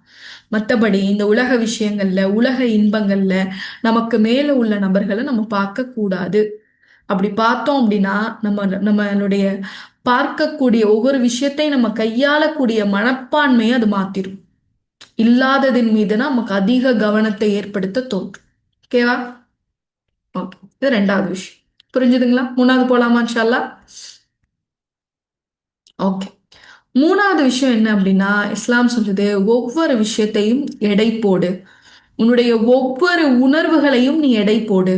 இது உனக்கு பயனளிக்கின்றதா, உனக்கு காயத்தை ஏற்படுத்துதா? இது உனக்கு யூஸ்ஃபுல்லா இருக்கா இல்ல ஹர்ட்ஃபுல்லா இருக்கா? உனக்கு இது ஹெல்ப் பண்ணுதா, உன்னை ஹர்ட் பண்ணுதான்னு பாரு. ஒவ்வொரு விஷயத்தையும் இஸ்லாம் இப்படி எடை போட சொல்லுது. ஏன்னா ஒரு விஷயம் நம்மளை ஹர்ட் பண்ணுச்சுன்னா அதுலயே தொடர்ந்து இருக்கிறத அல்லாஹ் விரும்பல. அல்லாஹ் தன்னுடைய திருமறை குரான்ல சொல்றான்ல, இன்னும் உங்கள் கைகளாலேயே உங்களை அழிவின் பக்கம் கொண்டு செல்லாதீர்கள்னு அல்லாஹ் எச்சரிக்கிறான். உங்களாலேயே உங்களுடைய கைகளாலேயே உங்களுக்கான அழிவை ஏற்படுத்திக்காதீங்க அப்படின்னு அல்லாஹ் நம்மளே எச்சரிக்கிறான். அப்போ ஒவ்வொரு உணர்வும், ஒவ்வொரு பிரச்சனையும், ஒவ்வொரு விஷயத்தையும் நம்ம அதுக்குள்ள போகும்போது எதை இஸ்லாம் யோசிக்க சொல்லுது, எதை அல்லாஹ் நம்மளை யோசிக்க சொல்றான் அப்படின்னா, இது நமக்கு உதவி செய்தா, நம்மளை காயப்படுத்துதா? உங்களுடைய கவலைகள், உங்களுடைய மன அழுத்தங்கள் உங்களை பெட்டராக்க உங்களுக்கு ஹெல்ப் பண்ணுதா இல்ல உங்களை காயப்படுத்துதா? சொல்லுங்க, என்ன பண்ணுது? என்னுடைய நீண்ட நாள் கவலை என்னை மேம்பட்ட மனிதனா மாத்துச்சுன்னு யாராவது சொல்ல முடியுமா? கவலை இருக்கலாம், ஆரோக்கியமான கவலை, முயற்சிகளோட கூடிய கவலை, அல்லாஹ் மேல உள்ள தவக்கலோட கூடிய கவலை எல்லாம் இஸ்லாம் அங்கீகரிக்குது. அது இல்லாத கண்மூடித்தனமான கவலை காயப்படுத்தும். காயம் மட்டும்தான் படுத்தும். நம்மளுடைய தூக்கத்தை போக்கும், நம்மளுடைய உணவு முறையில மாற்றம் ஏற்படுத்தும், நம்மளையே நம்ம ஒரு கட்டத்துல தொலைச்சிடும். யாராவது சொல்லுவாங்க நம்ம கிட்ட, முன்னாடிலாம் நீங்க இப்படி இல்லை தெரியுமா, இப்ப ஏன் நீங்க இப்படி நடந்துக்கிறீங்க, இப்ப ஏன் நீங்க ரொம்ப சிடுசிடுன்னு இருக்கீங்க, நீங்க முன்னாடி எப்படி எல்லார்கிட்டயும் ரொம்ப சந்தோஷமா பேசுவீங்க. உங்களை நீங்களே அழிக்க வச்சு நம்மளை நாமளையே கவலை என்ன செஞ்சிரும், நமக்கு நாமே தீங்கு ஏற்படுத்த வச்சிரும். உடலால மட்டும் இல்ல, மனதால, நம்மளுடைய குணத்துல, நம்மளுடைய கேரக்டர்ல, எல்லாத்துலயுமே தீங்கு ஏற்படுத்தும். அப்ப அப்படிப்பட்ட ஒண்ணு தேவையா அப்படின்னு நல்லா நம்மள கேட்கிறோம்.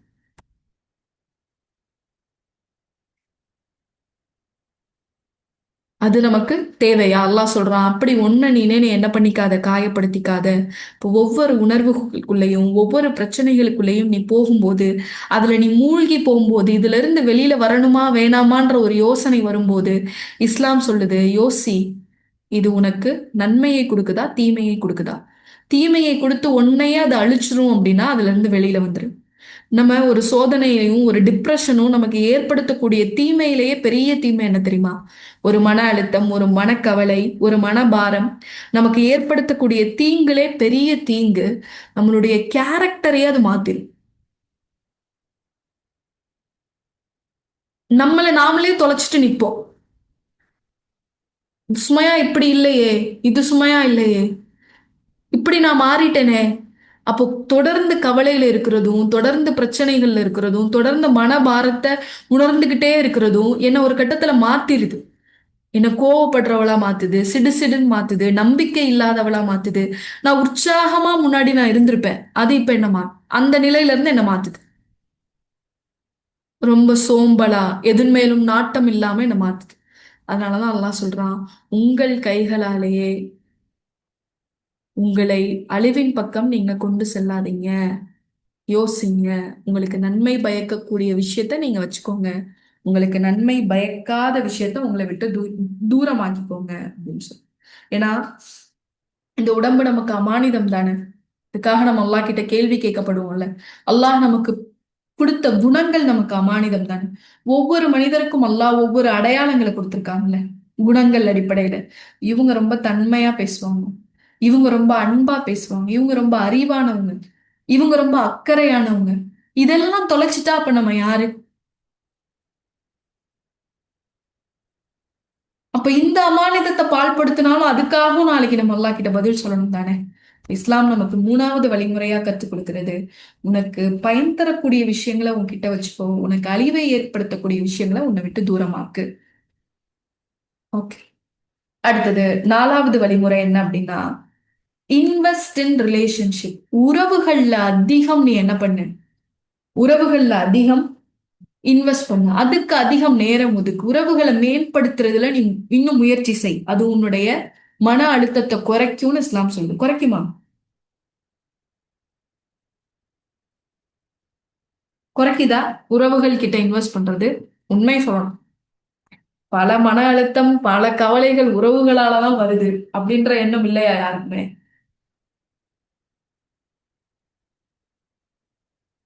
ஆஹ் பல மன அழுத்தம் பல கவலை எதுலதான் வருது? உறவுகளாலதான் வருது. ஆனா அல்லாஹ் சொல்றான், உறவுகளோட நீ இன்னும் மேம்படு, நல்ல உறவுகளை ஏற்படுத்திக்கோ, நல்ல நண்பர்களை ஏற்படுத்து, அது உனக்கு மன அமைதியை கொடுக்கும் அப்படின்னு சொல்லி அல்லாஹ் சொல்றான். என்ன பண்ணாங்க அப்படின்னா, ஹார்வர்ட் யூனிவர்சிட்டியில ஒரு ஹாப்பினஸ பத்தி ஒரு ஸ்டடி பண்றான், ஒரு ஆய்வு பண்றான். அந்த ஆய்வு எப்படிப்பட்ட ஒரு ஆய்வு அப்படின்னா, நீண்ட நாள் 80 வருஷத்துக்கிட்ட ஆய்வு பண்றாங்க. அதாவது சில நபர்களை தேர்வு பண்ணி அவங்கள பின்தொடர்ந்து அவங்களுடைய வாழ்க்கையை அப்படியே கவனிச்சுக்கிட்டே வருது. அப்ப கவனிச்சுட்டே வரும்போது அந்த ஆய்வுடைய முடிவா அவங்க என்ன சொல்றாங்க அப்படின்னா, எந்தெந்த மனிதன் எல்லாம் உறவுகளோட இணைந்து வாழ்ந்தானோ அந்த மனிதன் எல்லாம் ரொம்ப ஹெல்த்தியா இருந்தான். 50 வயசுலயும் 80 வயசுலயும் அவன் ஆரோக்கியமா இருந்தான், திருப்தியா இருந்தான். எந்தெந்த மனிதன் எல்லாம் உறவுகளை நெருங்கி வாழாம தூரமா இருந்து வாழ்ந்தானோ அவன் சீக்கிரமாவே நோய்வாய்ப்பட்டான், சீக்கிரமாவே அவனுக்கு மன நிம்மதி போயிடுச்சு அப்படின்னு ஒரு ஆய்வு பண்ணி, ஒரு ஒரு சில மக்களை தொடர்ந்து ஆய்வு பண்ணி அவங்களுடைய 80 வயசு வரைக்கும் அவங்களை ஆய்வு பண்ணி அதை அவங்க வெளியிடுறாங்க. இது உண்மையா? இது ஏற்றுக்கொள்ற மாதிரி இருக்கா?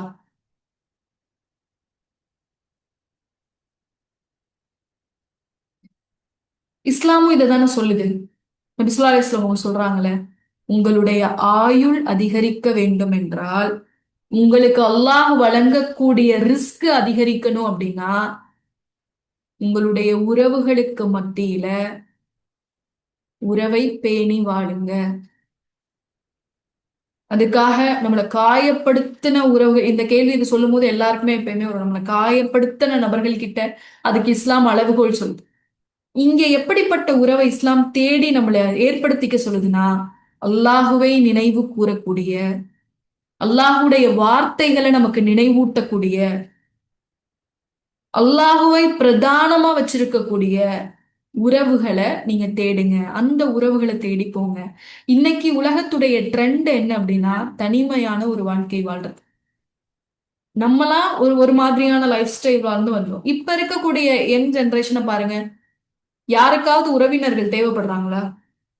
அவங்க ஏன் வந்தாங்க, நம்ம ஏன் அவங்க வீட்டுக்கு போகணும், அந்த கல்யாணத்துக்கு நம்ம போயே ஆகணுமா, அந்த விருந்துக்கு நம்ம அட்டன் பண்ணியே ஆகணுமா, ஏன் நம்ம போகாட்டி அது நடக்காதா? எல்லாரும் எதை விரும்புறாங்க? தனிமையா இருக்க விரும்புறாங்க. நான் தனியா இருக்கணும், எனக்கான ஸ்பேஸ் வேணும், நான் தனியா இருக்கணும். இப்படியே தனிமையில இருந்து இருந்து அவனுக்கு என்ன ஆகுதுன்னா, ஒரு கட்டத்துல அவனுக்கு ஒரு சோதனையோ பிரச்சனையோ வரும்போது கூட ஆறுதல் சொல்றதுக்கு எந்த நபர்களும் இருக்க மாட்டாங்க. அப்ப அவனுடைய தனிமை இன்னும் அதிகமாகுது, அவனை தவறான முடிவுகள் எல்லாம் எடுக்க வைக்கும். அதே நேரத்துல உறவுகள் இருந்தா நம்ம சோதனையிலையும், அதாவது அல்லாஹுவை நம்புற, அல்லாஹுடைய விஷயத்த நமக்கு நினைவூட்டக்கூடிய உறவுகளை நம்மளை சுத்தி ஏற்படுத்தி அந்த உறவுகளோட நம்ம நல்ல நம்மளுடைய உறவை பேணி வாழ்ந்தோம் அப்படின்னா நம்மளுடைய மனதுக்கு அது ஆறுதலா இருக்கு. உதாரணத்துக்கு ஒரு நிகழ்வு சொல்லுங்க பார்ப்போம். ரசூலுல்லாவுடைய வரலாறுல ரசூலுல்லாவுக்கு கிடைத்த ஒரு பெரிய ஆறுதல் அவங்களுடைய உறவுல இருந்து கிடைச்சிச்சுல. அவங்களுடைய மனைவி மூலமா முதல்ல கிடைச்சிச்சு. நபி ஸல்லல்லாஹு அலைஹி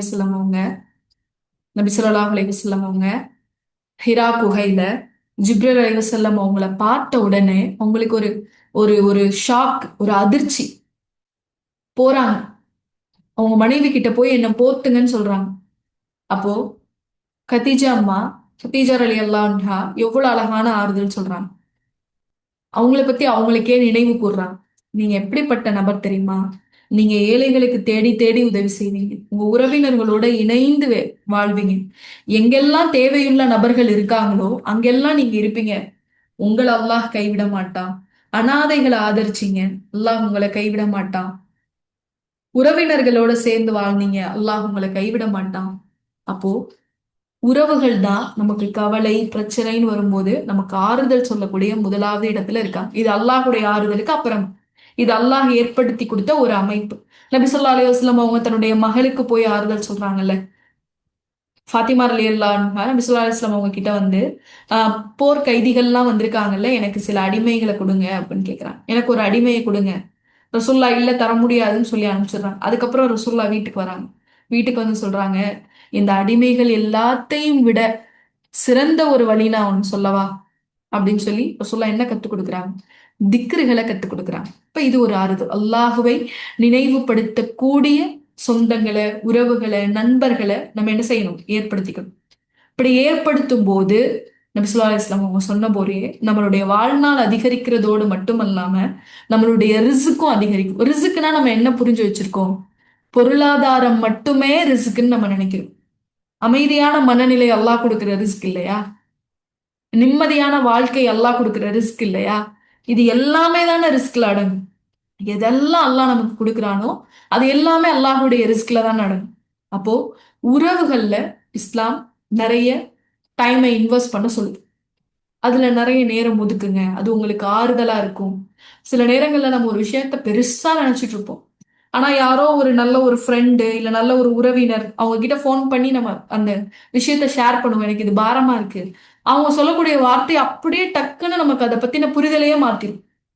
இது ஒரு விஷயமா? அல்லாஹ் இதை விடலாம் பெரிய பெரிய சோதனையில இருந்து நம்மளை வெளியில கொண்டு வந்துட்டா, இதுல இருந்து அல்லாஹ் நம்மளை கொண்டு வருவான் அப்படிங்கிற ஒரு எண்ணத்தை பிற மனிதர்களால அல்லாஹ் நமக்கு சில நேரங்கள்ல ஏற்படுத்துவோம். அதுக்கு இந்த உறவுகளோட இணைந்து வாழணும். இது 4வது விஷயம்.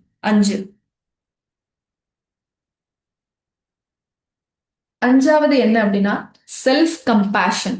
Self compassion. நம்ம மேலே நம்மளுக்கு கொஞ்சம் அக்கறை இருக்கும். நம்ம மேலே நமக்கு கொஞ்சம் அக்கறை இருக்கணும். எப்படி? ஒரு நண்பர் பிரச்சனையில இருந்தா நம்ம ஆலோசனை சொல்லுவோம் தானே. இப்போ உங்களோட ஃப்ரெண்டே உங்ககிட்ட வந்து எனக்கு இதெல்லாம் எனக்கு பாரமா இருக்கு, இதெல்லாம் எனக்கு கவலையா இருக்கு அப்படின்னு சொன்னா நம்ம என்ன சொல்லுவோம்? என்ன ஆறுதல் கொடுப்போம்? அவங்க விஷயத்துல நம்ம என்னெல்லாம் அறிவுரை சொல்லுவோம், எப்படிலாம் அக்கறை செலுத்துவோம். அதே போல அக்கறைய அல்லாஹ் நம்ம மேலேயும் வைக்க சொல்லும். உங்க மேலேயும் அதே அக்கறை வைங்க. கொஞ்சம் சுய கருணையோட இருங்க, சுய அக்கறையோட இருங்க. மத்தவங்க மேல உள்ள அக்கறையோட மட்டும் இல்லாம எப்படி மத்தவங்களுக்கு நீங்க ஆறுதல் சொல்வீங்களோ, மத்தவங்க மேல எப்படி அக்கறைப்படுவீங்களோ அதே போல உங்க மேல நீங்களே அக்கறை செலுத்துங்க அப்படிங்கிறத இஸ்லாம் நமக்கு கத்துக் கொடுக்குது. அதுக்குதான் அல்லாஹ் சொல்றான். அந்த குர்ஆன் வசனம் பாருங்களேன். அல்லாஹ் நமக்கான அக்கறை அதிகப்படுத்துறதுக்குரிய வசனம். நீங்க என்னடா பண்றது, இதுக்கு மேல நம்ம என்ன செய்யறது, அவ்வளவுதான், நம்ம இதுல இருந்து வெளியில வர முடியாது, நம்ம இப்படியே தான் இருக்க போறோம் அப்படின்னு நினைக்கும் போது அல்லாஹ் சொல்றான், தமக்குத்தாமே தீங்கிழைத்து கொண்ட போதிலும் அல்லாஹுடைய ரஹ்மத்தில் அவர்கள் நம்பிக்கை இழக்க வேண்டாம். அப்போ நம்மளை பத்தி சுயமான கருணையும் சுயமான இரக்கத்தையும் அல்லாஹ் எப்படி ஏற்படுத்துறான் அப்படின்னா, உனக்கு நீனே தீங்கு செஞ்சுக்கிட்டாலும் உன்னுடைய ரப்பு உன்னை விட மாட்டான். உனக்கு நீனே அநியாயம் பண்ணிட்டாலும், உன்னை பத்தி நீனே கவலைப்படாம நீ பாவம் செஞ்சாலும், உன்னை பத்தி நீனே அக்கறைப்படாம நீ வழி தவறி போனாலும், உன்னை பத்தி நீனே அக்கறைப்படாம உன்னுடைய ஆரோக்கியத்தை நீ கெடுத்து கொண்டாலும் யார் உன்னை விடுறது கிடையாது. அல்லாஹ் உன்னைய விடுறது கிடையாது. அல்லாஹுடைய ரஹ்மத்துல நீங்க என்ன செய்யாதீங்க? நம்பிக்கை இழக்காதீங்க. நிச்சயமாக அல்லாஹ் உங்களுடைய பாவங்களை மன்னிப்பான். அவன் மன்னிப்பவன், கருணையுள்ளவன். இஸ்லாம் நமக்கு கற்றுக் கொடுக்கு, அல்லாஹ் நமக்கு கற்றுக் கொடுக்குறான். உன் மேல நீனே என்ன செய், கொஞ்சம் அக்கறைப்படு. உன்னை நீனே பார்த்துக்கோ. எப்படி நீ பிறருக்கு உபதேசிப்பியோ, பிறருடைய விஷயத்துல நீ எப்படி இரக்கமா கருணையா நடந்துக்குவியோ, அதே போல உன்னுடைய விஷயங்கள்ல நடந்துக்கோ. ஏன்னா பலருடைய பிரச்சனைக்கு ஆறுதலா இருக்கக்கூடிய நபர்கள் தங்களுடைய பிரச்சனை வந்தா உடைஞ்சு போயிடுவாங்க, அவ்வளவுதான், காணாம போயிடுவாங்க, என்னடா செய்ய போறோம் அப்படின்ற எண்ணத்துல இருப்பாங்க. அப்போ இஸ்லாம் கத்துக் கொடுக்குது, மற்றவர்களின் மீது உள்ள அக்கறை போல் உண்மையிலும் அக்கறைப்படு. உன்னையும் நீ பாரு. நீனே உனக்கு நீனே அநீதம் செஞ்சுட்டாலும் அந்த எண்ணத்தை எப்படி அல்லாஹ் நமக்கு ஏற்படுத்துறான்னு பாருங்க. நம்ம மேல நமக்கு எப்படி அக்கறை வரும்? அந்த எண்ணத்தை அல்லாஹ் எவ்வளவு அழகா ஒரு குர்ஆன் வசனம் மூலமா ஏற்படுத்துறான். உனக்கு நீனே தீங்கிழைச்சு கொண்டு உன்னுடைய முடிவுகளால, உன்னுடைய தவறான முடிவுகளால உனக்கு நீனே தீங்கிழைச்சு கொண்டாலும் உன்னுடைய ரப்பு மேல இருக்க நம்பிக்கையை இழக்காத. உன்னுடைய ரப்பு உனக்கு எப்பயும் எதிரா தீங்கிழைக்க மாட்டான். உன்னுடைய பாவங்களை மன்னிப்பான். உன் மேல கருணையா நடந்துக்குவான் அப்படிங்கறத இஸ்லாம் நமக்கு கற்றுக் கொடுக்கும். இது 5வது ஸ்டெப். இந்த 6வது ஸ்டெப்போட இன்ஷா அல்லாஹ் இன்னைக்கான வகுப்பை முடிச்சுக்குவோம். மீதி இருக்கக்கூடிய நிலைகள் எப்படி நம்மளை நாமளே நிம்மதியான பாதையை நோக்கி பயணிக்க வைக்கிறது அப்படிங்கிறதுக்கான மீதி படிநிலைகளை அடுத்த வகுப்புல பார்ப்போம் இன்ஷா அல்லாஹ். 6வது இது என்ன அப்படின்னா, நிம்மதியா வாழ்றதுக்கு இஸ்லாம் கத்துக் கொடுக்கக்கூடிய ஒரு வழிமுறை ப்ரோ சோஷியல் பிஹேவியர், சமூக அக்கறையோடு இருப்பது. இது அப்படியே எதிர்ப்பதமா தெரியலையா? நான் கவலையிலையும் நான் கஷ்டத்திலையும் நான் மன நிம்மதி இல்லாமலும் இருக்கிறேன். இதுல இருந்து வெளியில வர்றதுக்கு எப்படி ப்ரோ சோஷியல் பிஹேவியர் ஒரு காரணமா அமையும்? நான் சமூக வேலை செஞ்சா ஏன் மன கஷ்டம் போகுமா? நான் சமூக பணிகள் செஞ்சா எனக்கு திருப்தி கிடைக்குமா? நான் சமூக பணிகள் செஞ்சா மத்தவங்களுக்கு நான் உதவி செஞ்சா எனக்கு ஆன்ம நிம்மதி கிடைக்குமா? கிடைக்கும் நம்புறீங்களா? இஸ்லாம் சொல்லக்கூடிய இந்த கருத்துக்கு உங்களுடைய பார்வை என்ன? உங்களுடைய பதில் என்ன? ஆமானா எப்படி? எப்படி நம்புறீங்க?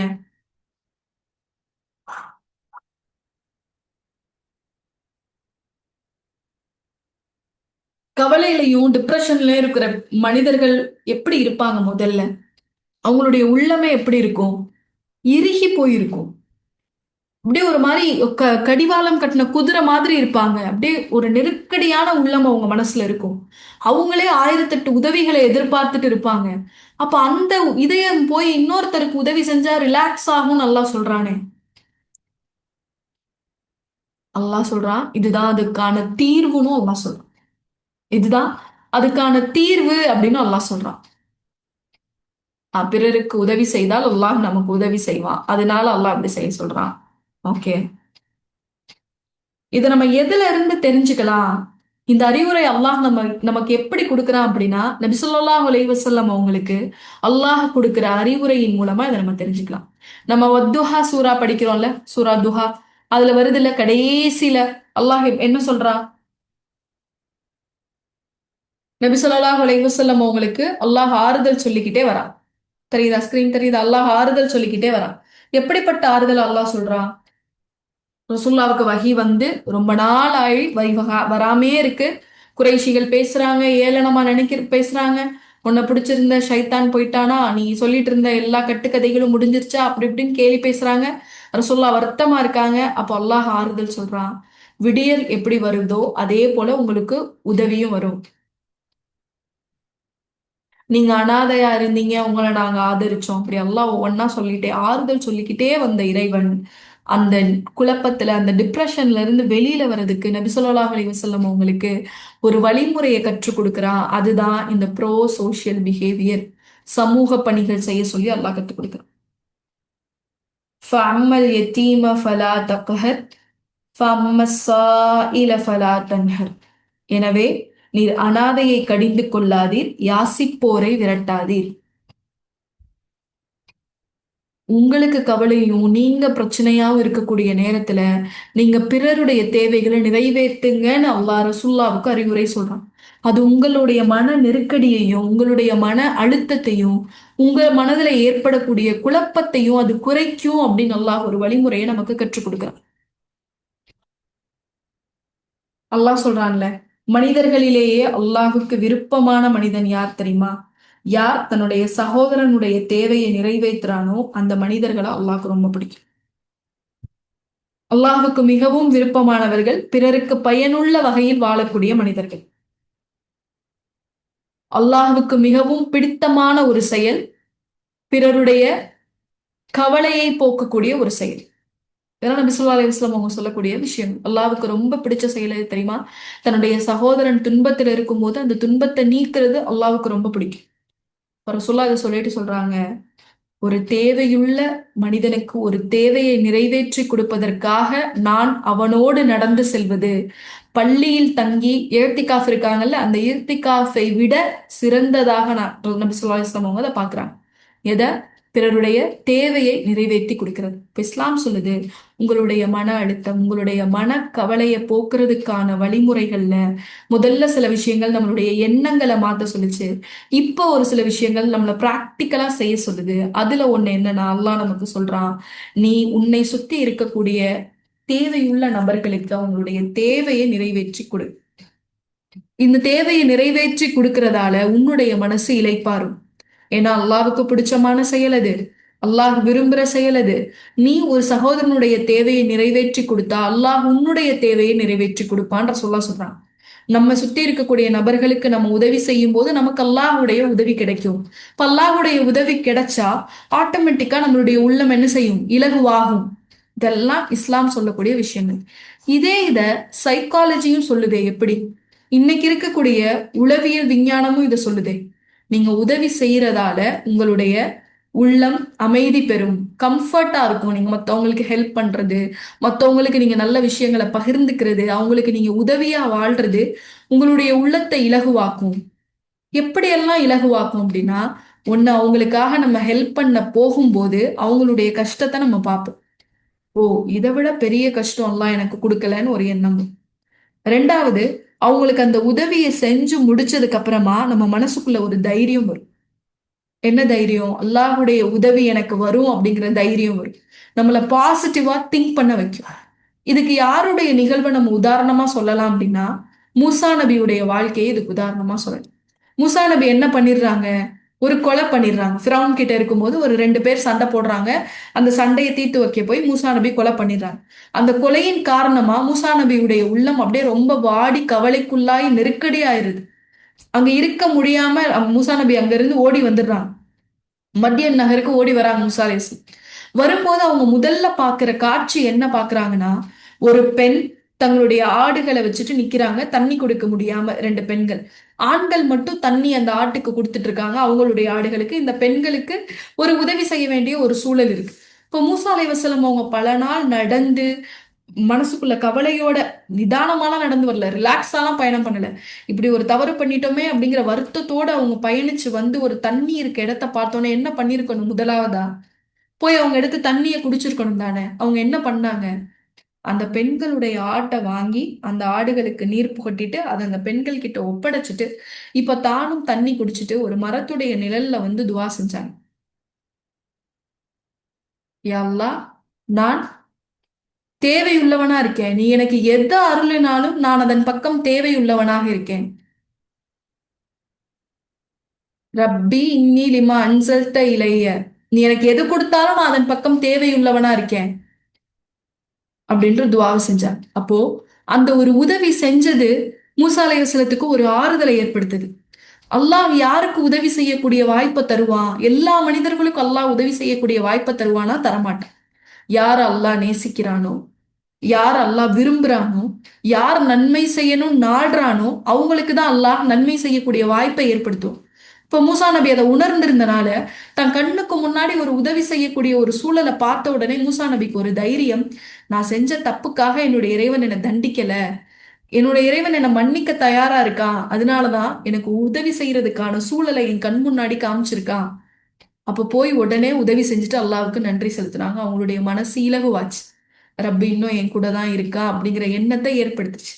அதுக்காக தான் இஸ்லாம் சொல்லுது, நீங்க சமூக பணிகள் செய்யறது உங்களுடைய உள்ளத்தை இலகுவாக்கும். ஏதாவது ஒரு சமூக பணி, ஒரு 4 பேருக்கு குர்ஆன் ஓத கத்துக் கொடுங்க, இல்ல உங்களால முடிஞ்ச உதவிகளை தொடர்ந்து செய்யுங்க, யாருடைய தேவைகளையாவது உங்களால முடிஞ்ச அளவுக்கு நீங்க நிறைவேற்றி கொடுங்க. இதெல்லாம் நம்மளுடைய மனசை இலகுவாக்கும். இன்னும் இத அறிவியல் எப்படி சொல்லுது அப்படின்னா, நம்ம ஆரம்ப வகுப்புலயே நம்ம பார்த்தோம், ஒரு சில ஹார்மோன் நம்ம உடம்புல நமக்கு கவலையையும் பயத்தையும் அதிகப்படுத்தும்னு சொல்லி பார்த்தோமா? ஞாபகம் இருக்கா யாருக்காது? ஃபைட் ஆர் ஃபிளைட் ரெஸ்பான்ஸ் அப்படின்னு சொல்லி பார்த்தோம். அட்ரெனலின், கார்டிசால் இந்த 2 ஹார்மோனும் நம்மளுடைய உடம்புல சுரக்கும் போது ஆக்சுவலா நம்ம ஏதாவது ஒரு பதட்டத்திலேயோ இல்ல ஒரு பயத்திலேயோ இருக்கிறத நம்ம உடம்பு சென்ஸ் பண்ணுச்சு, நம்ம ஏதாவது ஒரு அப்நார்மலிட்டியில இருக்கோம் அப்படிங்கிறத நம்மளுடைய உடம்பு சென்ஸ் பண்ணுச்சு, அதை உணர்ந்துச்சு அப்படின்னா அது என்ன பண்ணும்? நம்மளுடைய மூளைக்கு சிக்னல் கொடுக்கும். இது வந்து ஒரு ஆபத்துல இருக்காங்க அப்படிங்கிற சிக்னல் கொடுக்கும். உடனே மூளை என்ன செய்யும்? பிட்யூட்டரி கிளாண்டுக்கு ஒரு சிக்னல், அங்கிருந்து அட்ரினல் கிளாண்டுக்கு ஒரு சிக்னல். கிட்னி மேல இருக்கு பாத்தீங்களா, அதுதான் அட்ரினல் கிளாண்ட். அங்க ஒரு சிக்னல் கொடுக்கும். அப்ப அங்க இருந்து சில ஹார்மோன்ஸ் வந்து ரிலீஸ் ஆகும். அந்த ஹார்மோன்ஸ் தான் நம்மள என்ன பண்ணும்? அந்த ஆபத்தான சூழலுக்கு தகுந்த மாதிரி நம்மள ரியாக்ட் பண்ண வைக்கும். ஒன்றும் இல்லை, நீங்க இப்போ ரோட்ல நடந்து போயிட்டு இருக்கீங்க, திடீர்னு நாய் துரத்துதுன்னு வச்சுக்கோங்களேன். நம்ம அது வரைக்கும் மெதுவாக தான் நடந்து போயிட்டு இருப்போம். நாயை பார்த்த உடனே நமக்கு ஒரு வேகம் வரும், ஸ்பீடா போவோம். எப்படி? ஏன்னா ஒரு பயத்தை மூளை உணர்ந்த உடனே இந்த கார்டிசால், அட்ரினலின் ஹார்மோன்லாம் சுரக்க ஆரம்பிக்கும். சுரக்க ஆரம்பிச்ச உடனே உடம்பு என்ன செஞ்சிடும்? ஃபைட் அல்லது ஃபிளைட் ரெஸ்பான்ஸுக்கு போயிடும். உடனடி தேவை இங்க இருந்து தப்பிக்கிறது, அதுக்கான செயல்பாட்டை மட்டும்தான் பார்க்கும். அதுக்கான ஒரு தனி எனர்ஜியை உடம்பு கொடுக்கும். ஆக்சுவலா இதெல்லாம் தேவைப்படக்கூடிய ஹார்மோன் தான். இப்போ திடீர்னு நமக்கு உடம்புல ப்ரெஷர் கூடிட்டாலோ இல்ல ஏதாவது நமக்கு உடம்புல ஒரு இடத்துல வலி வந்தாலோ இந்த ஹார்மோன்ஸ் தான் சுரக்கும், சுரந்து நம்மளுக்கு சொல்லும் உடம்புல ஒரு ஆபத்து இருக்கு, அது என்னன்னு போய் பாரு அப்படின்னு சொல்லி. இதெல்லாம் ஆக்சுவலா நல்ல ஹார்மோன்ஸ். ஆனா இது தொடர்ந்து இருக்கும்போது, அந்த டைம் பீரியட், அந்த பயம் தொடர்ந்து இருக்கும்போது, அந்த கவலை ரொம்ப தொடர்ந்து இருக்கும்போது அது நம்மளுடைய உடம்ப பாதிக்கும். அப்போ நம்மளுக்கு பாதிப்பை ஏற்படுத்தக்கூடிய ஒரு ஹார்மோன் தான் நம்ம எதை சொல்லலாம்? கார்டிசாலும் அட்ரினலும் சொல்லலாம். அதாவது தொடர்ந்து இருந்தாதான். ஆக்சுவலா இதெல்லாம் அல்லாஹ் நமக்கு நன்மைக்காக படைச்சிருக்கான். அது தொடர்ந்து இருக்கும்போது அந்த பயம், நாயை பார்த்த உடனே வந்த ஒரு பயம், பதட்டம், அப்போ இந்த ஹார்மோன் ரிலீஸ் ஆகி நம்மளை வேகமா செயல்பட வைக்குது. அதே இந்த பயம் தொடர்ந்து இருந்துச்சுன்னா நம்ம உடம்பு என்ன செய்யும்? வேகமா செயல்பட்டு செயல்பட்டு பவர் சேவிங் மோடுக்குள்ள வந்துடும். எந்த உறுப்பு தேவையோ அதுக்கு மட்டும்தான் செயல்பட்டுக்கிட்டே இருக்கும், மீதி உறுப்புகள்லாம் பலவீனம் அடைஞ்சிட்டே இருக்கும். அப்போ இது ஒரு வகையில நமக்கு நம்ம உடம்புல தொடர்ந்து இருக்கும்போது நமக்கு பலகீனத்தை ஏற்படுத்தக்கூடிய இந்த 2 ஹார்மோன். இதை சரி பண்ணக்கூடிய ஹார்மோன் யாரு அப்படின்னு பாத்தீங்கன்னா அவங்கதான் இந்த ஹாப்பி ஹார்மோன்ஸ். இவங்களுக்கு பேரு happy chemicals. Dopamine, dopamine, serotonin, oxytocin, endorphin, இது எல்லாமே ஹாப்பி கெமிக்கல்ஸ்னு சொல்லுவாங்க. இது என்ன பண்ணும்? நம்மளுக்கு மகிழ்ச்சியை கொடுக்கும். நம்மளுடைய மூளைய அது சென்ஸ் பண்ண வைக்கும், இவங்க ஹாப்பியா இருக்காங்க, இவங்க நிம்மதியா இருக்காங்க. அப்ப இந்த ஹார்மோன்ஸ் எல்லாம் எப்படி வளர்க்கறது? டோப்பமைனா இருந்தாலும், செரட்டோனினா இருந்தாலும், ஆக்சிடோசினா இருந்தாலும், என்டார்பினா இருந்தாலும், இந்த ஹார்மோன்ஸ் எல்லாம் எப்படி நமக்குள்ள உருவாகுது அப்படின்னா, நம்ம வாக்கிங் போறோம், இல்ல நம்ம ஏதாவது சந்தோஷமான ஒரு செய்தியை படிக்கிறோம், நம்ம யாருக்காவது உதவி செய்யறோம்.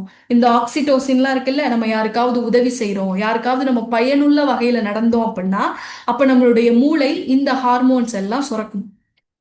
இப்போ ஒருத்தவங்களுக்கு நம்ம உதவி இயல்பா பாருங்களேன், நம்ம யாருக்காவது ஒரு உதவி செய்யறோம், அந்த உதவி செஞ்சோடனே அவங்க நம்மளுக்கு ஒரு தேங்க்ஸ் சொன்னா அது நமக்கு மகிழ்ச்சி கொடுக்குதா இல்லையா? யாராவது நம்மளுடைய உதவியை அங்கீகரிச்சு ஒரு சிரிப்பு சிரிச்சா கூட மகிழ்ச்சி கொடுக்குதா இல்லையா? மகிழ்ச்சி கொடுக்குது தானே. நம்மளுடைய உதவிகளை யாராவது அங்கீகரிச்சு ஒரு நன்றி சொன்னாலும், ஒரு ஜசாக்கல்லா சொன்னாலோ, வேற ஒண்ணும் இல்ல, நம்ம ஹெல்ப்புக்காக நம்ம கையை பிடிச்சு ஒரு ஒரு ஒரு ஒரு இப்படி ஒரு ப்ரெஸ் பண்றாங்க, வார்த்தைகளால கூட அவங்க சொல்லல, ரொம்ப நன்றி அப்படிங்கறத ஒரு கையை பிடிச்சு ஒரு அழுத்தம் கொடுத்து சொல்றாங்க. அப்ப நம்மளுக்குள்ள ஒரு மகிழ்ச்சி வரும். அதெல்லாம் எப்படி வருது? இந்த ஹார்மோன்ஸ் தான் இந்த மகிழ்ச்சியை ஏற்படுத்துது. அப்போ இந்த ஹாப்பி ஹார்மோன்ஸ் நம்ம உடம்புல அதிகமா இருந்துட்டே இருந்துச்சுன்னா யாருடைய வேலை குறைஞ்சிரும்? இந்த ஸ்ட்ரெஸ் ஹார்மோன்ஸுக்கான வேலை குறைஞ்சிரும். இவங்க என்ன செஞ்சிருவாங்க? ஹாப்பி ஹார்மோன் சப்ரஸ் பண்ணிடுவாங்க. அப்போ பாருங்க, அப்போ அல்லாஹ் சொன்னக்கூடிய விஷயம் சரிதானே? நம்ம உடம்புல நடக்கிற கெமிக்கல் சேஞ்சஸ்லயும் நம்மளால மகிழ்ச்சியை உணர முடியும் அப்படிங்கறது அல்லாஹ் எவ்வளவு அழகா ஒரு குர்ஆன் வசனம் மூலமா அல்லாஹ் நமக்கு உணர்த்துறான். கவலையா இருக்கக்கூடிய நபி ஸல்லல்லாஹு அலைஹி வஸல்லம் உங்களுக்கு அல்லாஹ் கொடுத்த ஆறுதல் இது. அனாதைகளை கடிந்து கொள்ளாதீங்க, யாசிப்பவங்களை விரட்டாதீங்க.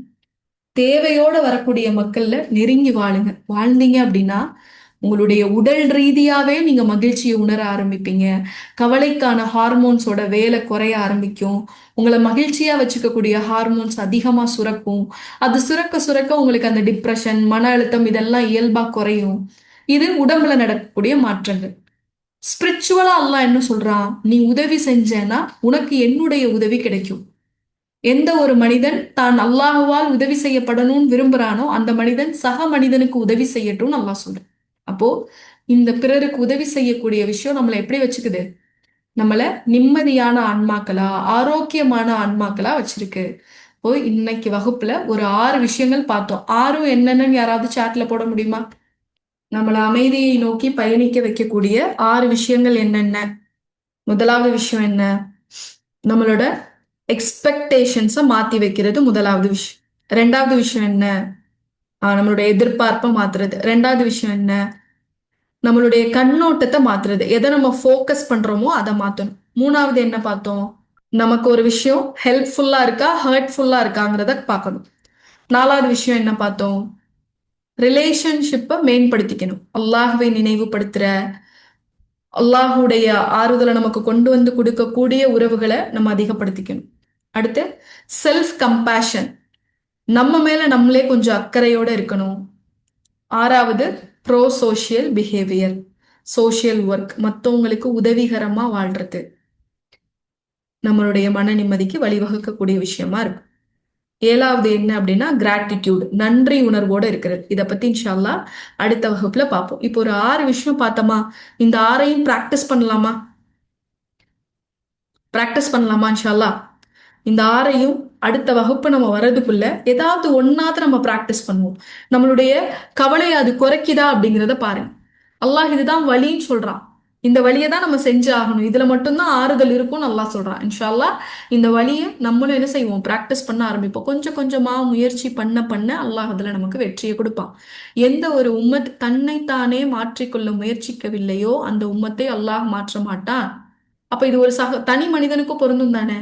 எந்த ஒரு மனிதன் தன்னைத்தானே மாற்றிக்கொள்ள முயற்சி செய்யவில்லையோ அந்த மனிதனை அல்லாஹ் மாற்ற மாட்டான். நம்ம ஒரு அடி எடுத்து வச்சா, நம்ம ஒரு ஜான் வந்தா அல்லாஹ் ஒரு முழம் வரான். நம்ம ஒரு அடி எடுத்து வச்சா அல்லாஹ் நம்மளை நோக்கி விரைந்து ஓடி வரான். அப்ப அப்படிப்பட்ட ரப்பு கிட்ட நமக்கு என்ன தயக்கம் முயற்சி செஞ்சு பாக்குறதுல? கொஞ்சம் முயற்சி செஞ்சோம்னா அல்லாஹ் நமக்கு நம்ம விரும்பக்கூடிய, நம்ம எதிர்பார்க்கிற இந்த மன அமைதியை இன்ஷா அல்லாஹ் நம்ம ஒவ்வொருவருக்கும் கொடுப்பான். நாளை மறுமையில நம்ம சுவனத்துக்குள்ள போகும்போது அல்லாஹுவால நிம்மதி அடைந்த ஆன்மான்ற அழைப்பை பெற்று சுவனத்துக்குள்ள போகக்கூடிய மனிதர்களாக அல்லாஹ் உங்களையும் என்னையும் ஆக்கி அருள்வான் அப்படிங்கிற துவாவோட இன்ஷா அல்லாஹ் இந்த அமர்வை நான் நிறைவு செய்கிறேன். வாஹிர தௌனா அல்ஹம்துலில்லாஹி ரப்பில் ஆலமீன். அஸ்ஸலாமு அலைக்கும் வரஹ்மத்துல்லாஹி வபரகாத்துஹு. ஒரே ஒரு விஷயம் மட்டும், அடுத்த வகுப்புக்கு வரும்போது, அடுத்து எனக்கு கிளாஸ் 2 வாரம் கழிச்சிருக்கும். இந்த 2 வாரத்துக்குள்ள எனக்கு நீங்க ஒரு உதவி செய்யணும். ஒவ்வொருத்தரும் எனக்கு ஒரு ஹெல்ப் பண்ணணும். என்ன ஹெல்ப் அப்படின்னா, ஒரு நோட் நீங்க போடணும். ஒரு சின்ன நோட்டு போட்டு தினம் 3 விஷயத்த நீங்க எழுதிட்டு வரணும். டெய்லி நைட்டு படுக்கும் போதும் 3 விஷயத்த நீங்க நோட் பண்ணணும். இன்னைக்கு ஒரு 3 விஷயத்துக்காக நான் நன்றி சொல்கிறேன் இறைவனுக்கு அப்படின்னு சொல்லி 3 விஷயம். 3 கூடுதலா எழுதினாலும் ஓகே தான், 4 எழுதினாலும் ஓகே, 5 எழுதினாலும் ஓகே. 3 அல்லது 5 ஒவ்வொரு நாளும். இப்ப 10 நாள் கழிச்சு கிளாஸ் அப்படின்னா 10 நாளைக்கு 5 எழுதிருக்கணும். ஓகேவா? அப்ப எத்தனை வரும் மொத்தம்? ஒரு 50 விஷயத்துக்காக நீங்க அல்லாவுக்கு நன்றி சொல்லணும். மொத்தமா ஒரே நாள்ல எழுதக்கூடாது. ஒவ்வொரு நாள் இரவு நீங்க படுக்கும் போதோ இல்ல காலையில நீங்க தூங்கி எந்திரிக்கும் போதோ என்ன செய்யணும்? உங்களுக்கு உங்களை உங்களை வந்து ரொம்ப நன்றி உணர்வோட ஃபீல் பண்ண வைக்கிற 3 விஷயங்களை சிந்திச்சு, எதனால அது எனக்கு இவ்வளோ அல்லாவுக்கு நான் நன்றி செலுத்தணும்னு நினைக்கிறேன் அப்படிங்கிறத சிந்திச்சு ஒவ்வொரு நாளைக்கும் ஒரு 5 விஷயங்களை நோட் பண்ணிட்டு வாங்க. இதை வச்சுதான் அடுத்த வகுப்பு இன்ஷா அல்லாஹ் இருக்கும். ஓகேவா? கிளாஸ் முடிச்சுக்கலாமா? சுப்ஹானக அல்லாஹும்ம வபிஹம்திக அஷ்ஹது அல்லா இலாஹ இல்லா அன்த அஸ்தக்ஃபிருக வ அத்தூபு இலைக். ரப்பனா தகப்பல் மின்னா இன்னக அன்த ஸமீஉல் அலீம். எங்கள் இறைவா, எங்களிடமிருந்து இப்பணியை நீ ஏற்றுக்கொள்வாயாக. அஸ்ஸலாமு அலைக்கும் வரஹ்மத்துல்லாஹி வபரகாத்துஹு.